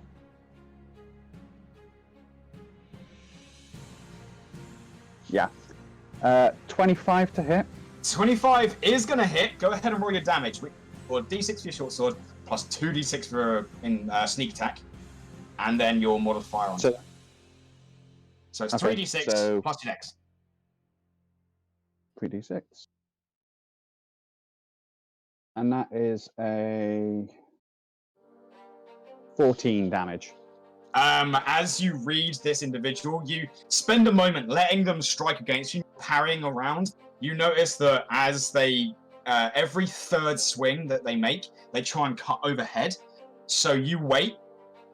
They swing twice, you parry once, parry again, and instead of parrying that third one, you just immediately thrust the blade forwards, straight into their throat, as you cut them down in one go. Oh, damn, what a shame. Would you like to move to one of the others? It's just movement I've got left, right? Correct. Okay. One guy... How hurt is You- the big guy? You're not sure how much constitution these drow have. They're looking bloody, but They're still fighting. The other one, the other one? The unarmored one is staggering. Okay, I'm gonna go for the one that is least hurt. Okay, you go for the elite. In the middle with Feng and Marle. Speaking of Marle, you're up. I'm in that Fantastic. turn. I can look for my bloody dice. Alright, so... I'm gonna do my bonus action first. And Okay. just for funsies, I'm going to cast my Vow of Enmity on the guy that I'm in combat range with. All right. Have you got a vow that you wish to say? Oh god. If you don't. Okay. No, I've You're asking Molly to do a speech. Rude. I vow that... Wait, how do I say this? I wish for you to die really friggin' soon and be reborn as somebody who was only ever given lukewarm meals. Savage. Less of a vow and more of a curse, you spit at this drow. Okay. You cast your vow of enmity. Yeah, what would you like to do as your action? I'm gonna attack them. You have an advantage against your target, as they are now the focus of your wrath. Okay, that's a 21. Or... Okay, I'll take my 21. 21 is gonna hit. And that's just a 1d8. Yeah. That is 7 points of damage. All right. As you cut across, finding it almost easier, there is a part of you in the back of your head that revels in the taste of vengeance against this individual specifically. Ooh. Funky. Are you going to move anywhere? Or are you staying in the fight with that? Nope, I'm staying there. Brilliant. The last remaining drow looking across the battlefield. They're going to take a moment and they're going to start running as they are going to move and dash into the dark, going 60 feet beyond most of your line of sight. In fact, Mamba would be the only person that can see at this point.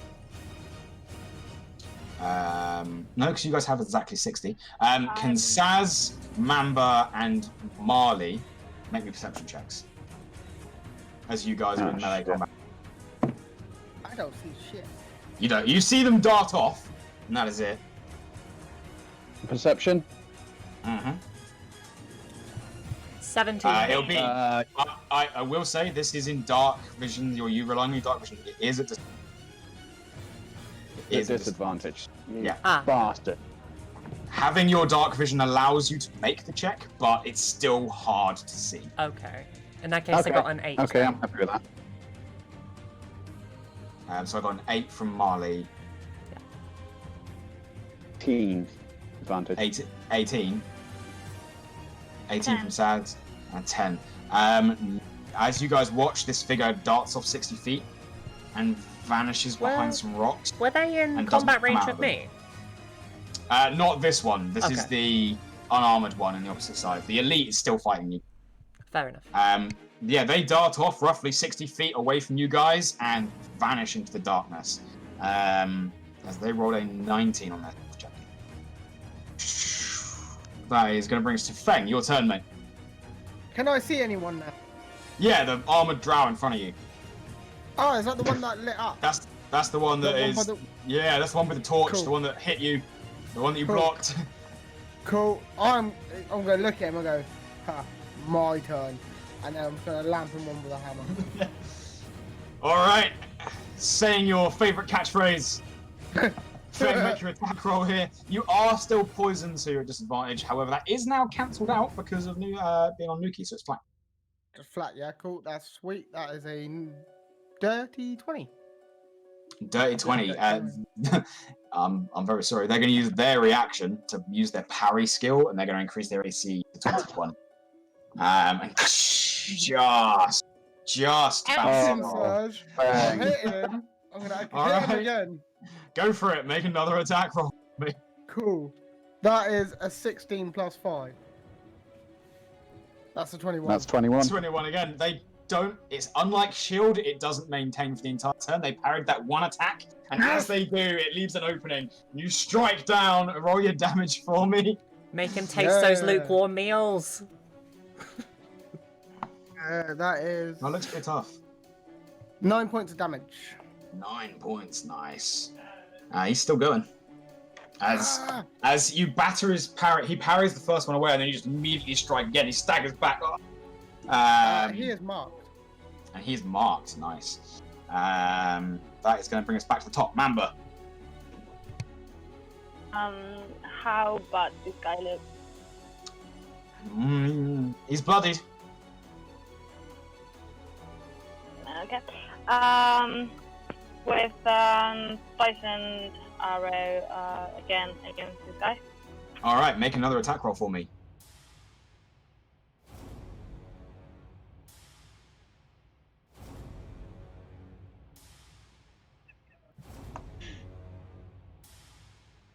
$15. 15. This time, as you fire, being careful not to get Feng or Marle. You're not used to there being this many allies in combat, especially Marle. You don't want to accidentally hit them, so as you fire, you unfortunately find a point where the drow can just bring their shield up and it just clatters against the shield. Is there anything you'd like to do as a bonus action? No, I'm fine. All right. Galad, you're up. I'm gonna cast Firebolt at the armored guy. All right, go ahead. Make me an attack roll with your spell attack modifier. Well, this is going to be fun. 24. 24 is gonna hit. They can't block that. I think that's 1d10 fire damage as this bolt of red energy crashes against them.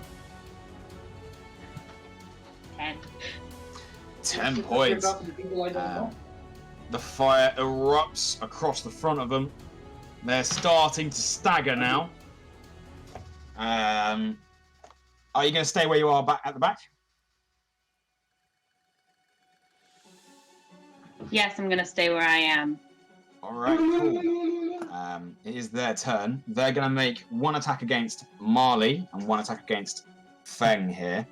So they're going to attack Marle first. Sounds fun. Which is at disadvantage, I believe, because of Mark. Yeah, it is. Because Feng marked him. I hate you guys. That turns it from a natural 20 to a 19. Oh. Which still hits. Yeah, it does. That is going to be big damage. That's going to be 10 points of piercing damage. Sounds fun. Interception. Roll your interception. This is the most toxic combo. That is only 7 points of piercing. 7 points. So you take 3 points of piercing damage. Yeah. Followed by that's karma for you. 16 points of poison. Do I not have to take? Do I not have to roll Constitution for that? Not for this one. Okay, so 16. Wait, so that's 19 points of damage. Correct. Fucking That hell. was gross. Fun. Their second attack is against Feng.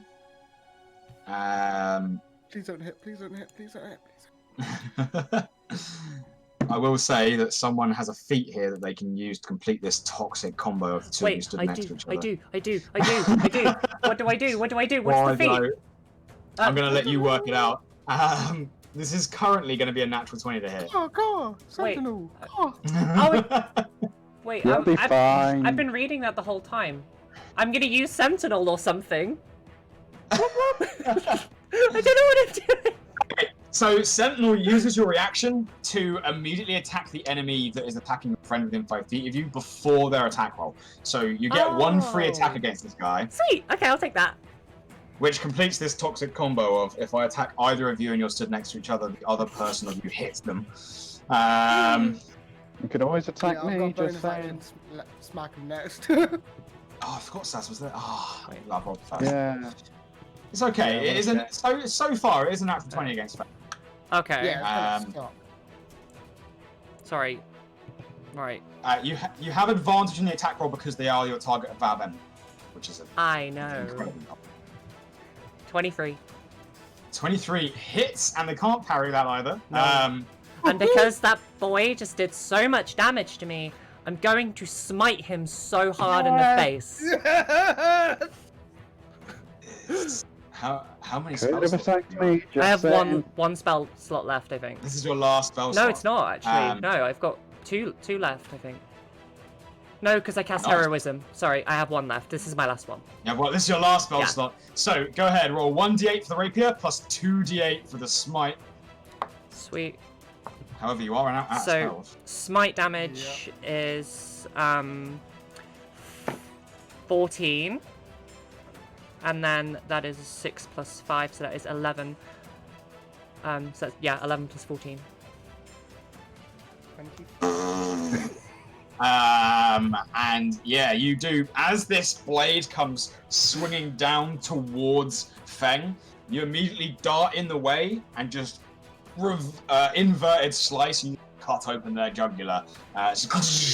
Feng, a dull blade lands against you as you cut them down there, Marley. Can I kick him in the crotch? As they are clasping at their neck, you just boot them in the nuts. They immediately crumple down, lay on the floor, and bleed out. Very much dead. As that poor guy got poisoned by some mega Mamba shot, which included Zephyr Strike for a fuck ton of damage. He thought he was so hidden and threw a torch at him. That is some clutch support play. And now he's cursed. that was the first one the party worked well together. You guys worked really well together. What is going on? To be fair, Like, Saz took out the weak one. The next. if he was still alive, I would have asked if he would caught fire and then cast Thaumaturgy to make the fire even brighter. So if there's fire on his shoulder, literally blinded. As the cabin goes quiet for a second, I would like everyone to make me a perception check at distance. Oh, did the other did the other person go? Well, there was 3 people. Yeah, he ran away. They spent their turn running. Pussies. Everyone make me a perception check at disadvantage, apart from Nuki, who gets to make. Oh, well. Yes. I just rolled a Make it 3 flat. and a 1. So Nuki is flat. Cool. Everyone else is a regular perception. I was like, I can't possibly roll worse than my 3, and then I rolled a 1. So my perception check was 4. Right, cool. We got a 4 there, Saz. It's alright, guys, I got this. Saz, 19. what did you get? Nice. 19. 19. Okay, Galad. And 10. Mamba. 10. 10. Feng. Feng got an 8, but Nuki Nuki? got a 24. Whoa. Okay. What Nuki? You all listen out, trying to hear the footsteps of the retreating dragon. And by one point, you immediately look to Nuki, who peers directly off into the darkness and seems to have picked up the scent of this elf. They rolled a 23 on their stealth. Nuki got a 24. They know where they are. And as you guys prepare to decide what you're going to do, whether to chase this individual or to slow down and check the camp, that is where we're going to end tonight's session. Hell yeah. Ah, I had definitely such a good chasing the plan next lined up session. as That we well. are chasing. We are absolutely crushing them. What am I doing? I'm turning the ultra dramatic music off. That's what I'm doing. Just remember, we fought 3. We were going to fight 12. I want to fight 12. Sentinel, Sentinel. Sentinel, best friends forever. There we go. I can't attack either of you if you're both in the same melee fight. I kept reading it and getting confused by the wording because it doesn't explicitly say what you said it could do. Or I'm just reading it badly? You're probably reading it a Oh, little wait, bit no, I'm badly. reading the different thing. I wasn't reading it in reactions. Yeah, if you click it. I'm a dummy. It very specifically states that when a creature within 5 feet of you makes an attack against someone other than you, you can punch them in the face with something. That doesn't include Okay, so next weapon story we get Marle and Knuckle Duster. Yes. They can use a sword when they do it, Saz. They can use a sword. If we get a Knuckle Duster, it has to be pink. Pointy Knuckle Duster. Pointy. Should have gave Marle the ball are they a bearings and thing? had him just True. upside the head with the bag, right? Level 5. Level 5. Ah. Level 5. Pointed Knuckle Duster's a thing. They will be. Having started making your way on this leg of the adventure, I am going to jump slightly ahead because you are technically, you are all 1 kill away from the level up checkpoint. Because, however, I think you have completed this encounter, which means at this point you are all leveling up to level 5. Now, hold on. So when it comes to hit points, guys, because some of you are wounded, I'm going to get you all to roll for me one by one now. Yeah. For your health. I'm a D10 now, aren't I? You are.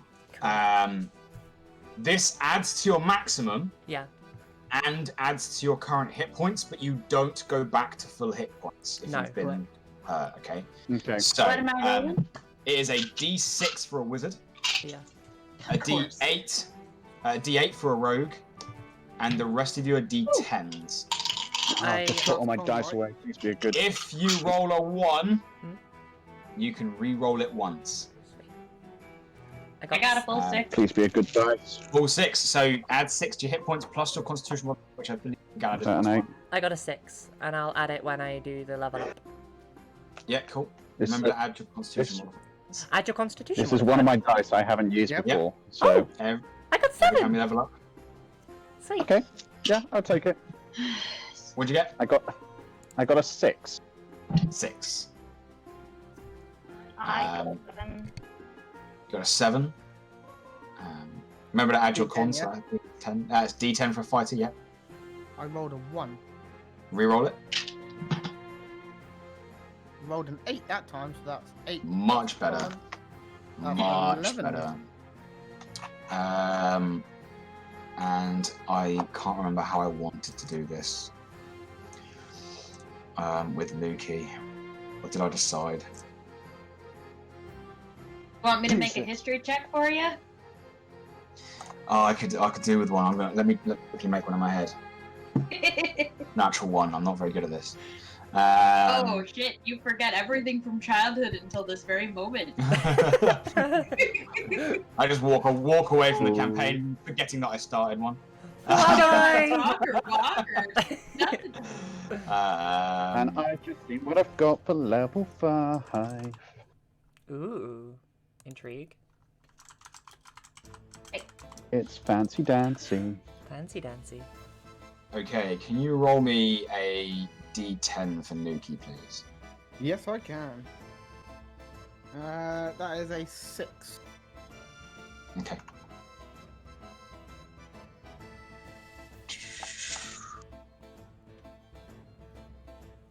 Nuki hit points go up by 6. Go up by 6. Yeah. Cool. That's 39. Yeah. I don't think I have anything I can do at level 5. There are some big things for wizards. Mainly, I do believe at level 5, wizards can. Remember, you learn 2 new spells every time you level up. I believe wizards at level 5 get their first level 3 spell. Big. Oh, You yeah, get 2 3rd level spell slots. And this is where wizards get horrible. Yeah, I've noticed with a lot of you the can spells go like through this. your spell list You learn any 2 spells up to level 3. Oh my god. I do recommend you pick a level 3 spell to learn. Well, no. For starters, Fireball is at level 3. Ooh. Don't I have enough fire shit going on right now? No, read Fireball. Read Fireball, and you'll Think about why every about wizard it. takes it, and it really hurts. Fireball would burn up the web. Haste. If you want to be more supporty, haste is also a brutal thing to give to one of your melee fighters. It will double their movement speed, +2 to their armor class, and give them an additional attack every turn. Please, Letting me only learn after one my 5th word. level, please. Please? How would that work with accent surge? Would that mean I'd get more? No. So if you were hasted as a fighter with action surge, you would get, and at 5th level, you would do your action to attack, which is 2 attacks at 5th level. Right. You would use the hasted but action to attack, so that's 3 attacks. Then you'd action surge to attack twice, which is 5 attacks in 1 turn, Right. which is brutal. That's pretty good. And I do believe that Haste Saz's kind of- sneak attack has got 3d6 now. I'm not going to say. Oh my god. That you've got level 3 spell slot, and that Mamba, Feng, and Marle now all have 2 attacks each. Can't wait. This is gonna be terrible. Yeah, it's saying I can But only I learn or do, prepare one more spell. You should learn 2 spells. You might only be able to prepare 1 more spell. Okay. Let me have a look. It looks like haste kind of just moves their next turn up to their turn, and then they can't take the next turn. Am I correct? Am I reading that right? No, that's definitely not right. Let me really quick. So haste increases a target's armor class by 2, gives them an additional action every single turn, and doubles their movement speed for 1 minute. At the end of that 1 minute, they do get stunned for a turn, which means they do miss a turn. But a minute is 10 turns. So they have 10 turns to do something about it, or until Galad loses concentration on the spell. Obviously, I was just pointing out some of the ones that I think are cool. This is your wizard. You can select whatever the fuck you want. So, my sneak attack is now 3d6, Nice. and I've got this thing called Uncanny Dodge as well. Yep. Yep. So basically, if I attack Saz, he can reduce the damage by 1/2. If I attack anyone next to Feng, he can reduce the damage by 1d10 plus 3. If I attack anyone standing next to Feng, who he's hit, they get attacked. If I attack anyone next to Marle, she hits them.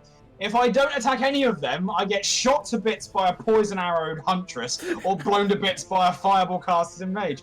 You guys are horrific. Never about to go near Drow's enemies a that are weak poisonous, to aren't they? fire. Sorry? Drows are poisonous. Yeah. Their Poison weapons resistant. so far have been using poison. They love them some poison. Where? So yeah, love and some I also poisons. don't get hit with poison because absorb elements. Yeah. We're so balanced. I love us. I can't wait to start taking 2 attacks. I 'cause know, now right? Nuki can start taking attacks also in the same turn. That's gonna be so cool. I've actually Pretty been, dope. dabbling on like leveling up Saz and leveling down and what kind of feats and opportunities I want. I have a lot of ideas which I want to bounce around people now. So, one thing I will point out, now that you guys are level 5, the next time you guys level up, you will be allowed, if you wish, from this point onwards, to multi-class. Obviously, you must meet the requirements written in the books. But now that you guys have hit level 5, you multi-class into whichever additional classes you wish. Is there a disadvantage to doing that? Efficiency bonus went up as well. What was that? Sorry, Wilmot? Is there a disadvantage to doing that? So, across the course of a D&D campaign, you get 20 levels. Now, when you multi-class, you essentially put one of your classes on pause to level up another one, which means that if you multi-classed right now, you would become a level 5 wizard, level 1 something else. Okay. Because you only get 20 levels, that means that even if you only put one level into that multi-class option, you can only ever get to a level 19 wizard. Oh, okay, so it's divided across it all. Yes, so when you level up, you don't get a level in every single class you are, you pick one to level up. Okay. So... Do I get to play both classes at the same time, or do I have at the same to pick time? one? Yeah, Okay. at the same time, you get, that's the benefit of multi-class. So the benefit of multi-classing, if, for example, Saz is rogue, rogues only ever get one attack. Their attack gets brutal, like, because by the end of it, your sneak attack does something stupid, like 9d6 damage every time you punch them in the face. And that's assuming you haven't got a magical weapon that's on fire and cursing enemies and spitting dragons at people. But if Saz wanted to, he could multi-class a couple of times to maybe only get 8d6 sneak attack, but 2 attacks from multi-classing into fighter. Or he could multi-class into Saz into a wizard. If you've got the intelligence, which I think you do. And then they can cast spells at the same time as doing other stuff, and you can do the same stuff. Yeah. What's the maximum amount of multi-classing that we can do? Now, technically, once into you every can. level if you wanted. Yeah, in theory, there's what, 12 class? And you could, in theory, multi-class into every single class. One thing I will say is that later on, if you are level 5 rogue and 1 fighter, 1 paladin, 1 barbarian, 1 wizard, 1 all of that stuff, a lot of their abilities overlap and mean you can't do everything twice. On top of that, your really high level abilities will never be reached because you've multi-classed too many times. Yeah. So, for example, if a wizard was to multi-class into every other type, they wouldn't get access to 4th level spells, 5th level spells, 6th level spells. You would have those spell slots because that's how the classing spells work, but you wouldn't have the actual spells. Okay. So there are drawbacks. Yeah, like your sneak attack, if you spent the next 12 levels going into every other class, your sneak attack would stay at 3d6. Okay. Does wizard have to be my primary class, or can I pick a class that has better defense or? There is no such thing as a primary class. Okay. Once you multi-class into something, there is a list of proficiencies that multi-class gives you. For example, if you multi-class into fighter, you must have a strength or dex of 13, which I believe you have a dex of over 13. Multi-classing into fighter, I believe, gives you proficiency in martial weapons and medium armor. So that would give you the proficiency to wear armor whilst being a wizard. That's really cool. Yeah, but obviously you're then spending an entire level, jumping into just getting armor. Yeah. 19 wizard, 1 fighter. I'm good. And magic armor exists anyway. Like. Magic armor does exist. Mage armor as a spell lasts for 8 hours and sets your AC to 13 plus your dex, so your AC would be 16 plus whatever else. Yeah. And at that point, if you've got shield saved, then that's a +5 to your AC, so mage armor isn't concentration. You're getting an AC of 21 without wearing anything. You could be freaking in your birthday suit, wandering around. I'm the naked wizard. These flowers that I wear aren't clothing. Let's put it that way. So I am in my birthday suit. Those flowers are just they're just censoring. They're just stuck there. They're just Shall magically not floating over. stare at my flowers. hey, my eyes are up here. So, so that gives us a lot to play around with. It really does. With that, then, I think, does anyone have any questions for me? Pass this back to Pixie. I'm good. If I've got any questions, I'll probably message you. Yep. But I think I'm okay for now. The Sweet. multi-class is as of level It'll be 6, when right? you hit when you hit level 6, you will have the option to Okay. put a multi-class feature in. So, in that case, we'll pass it back to Pixie, and I think Heck yeah. from the rest of us, we'll all say goodbye. Bye. Thank you for being here. Bye. Bye. Bye. Bye. See ya. Guys. Have a good night. You Happy too. late Easter. Happy late Easter. Oh yeah. Okay, that's my question. Does anybody have any questions? Did they pet the polar bear? Yeah, they did. We always pet the polar bear. Always. Roll animal handling for petting Nuki, the absolutely wonderful person. They can pet the polar bear next session. Hell yeah, we can. Okay. Head scritches. The best kind of scritches. Well, today's been absolutely fucking fantastic. I hope you all think that I look cute. I'm gonna go eat my burrito now. We're gonna make a new friend today called Lit Bites. They are recommended by Stormcast.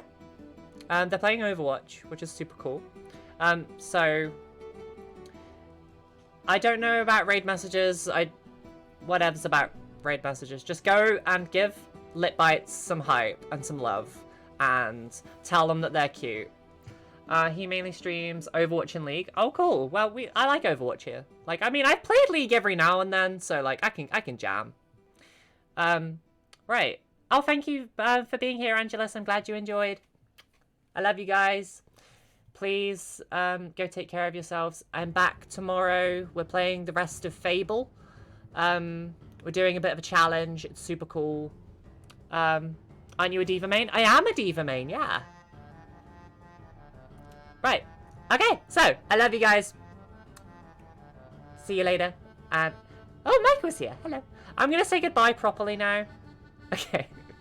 Right, I love you guys. Good night.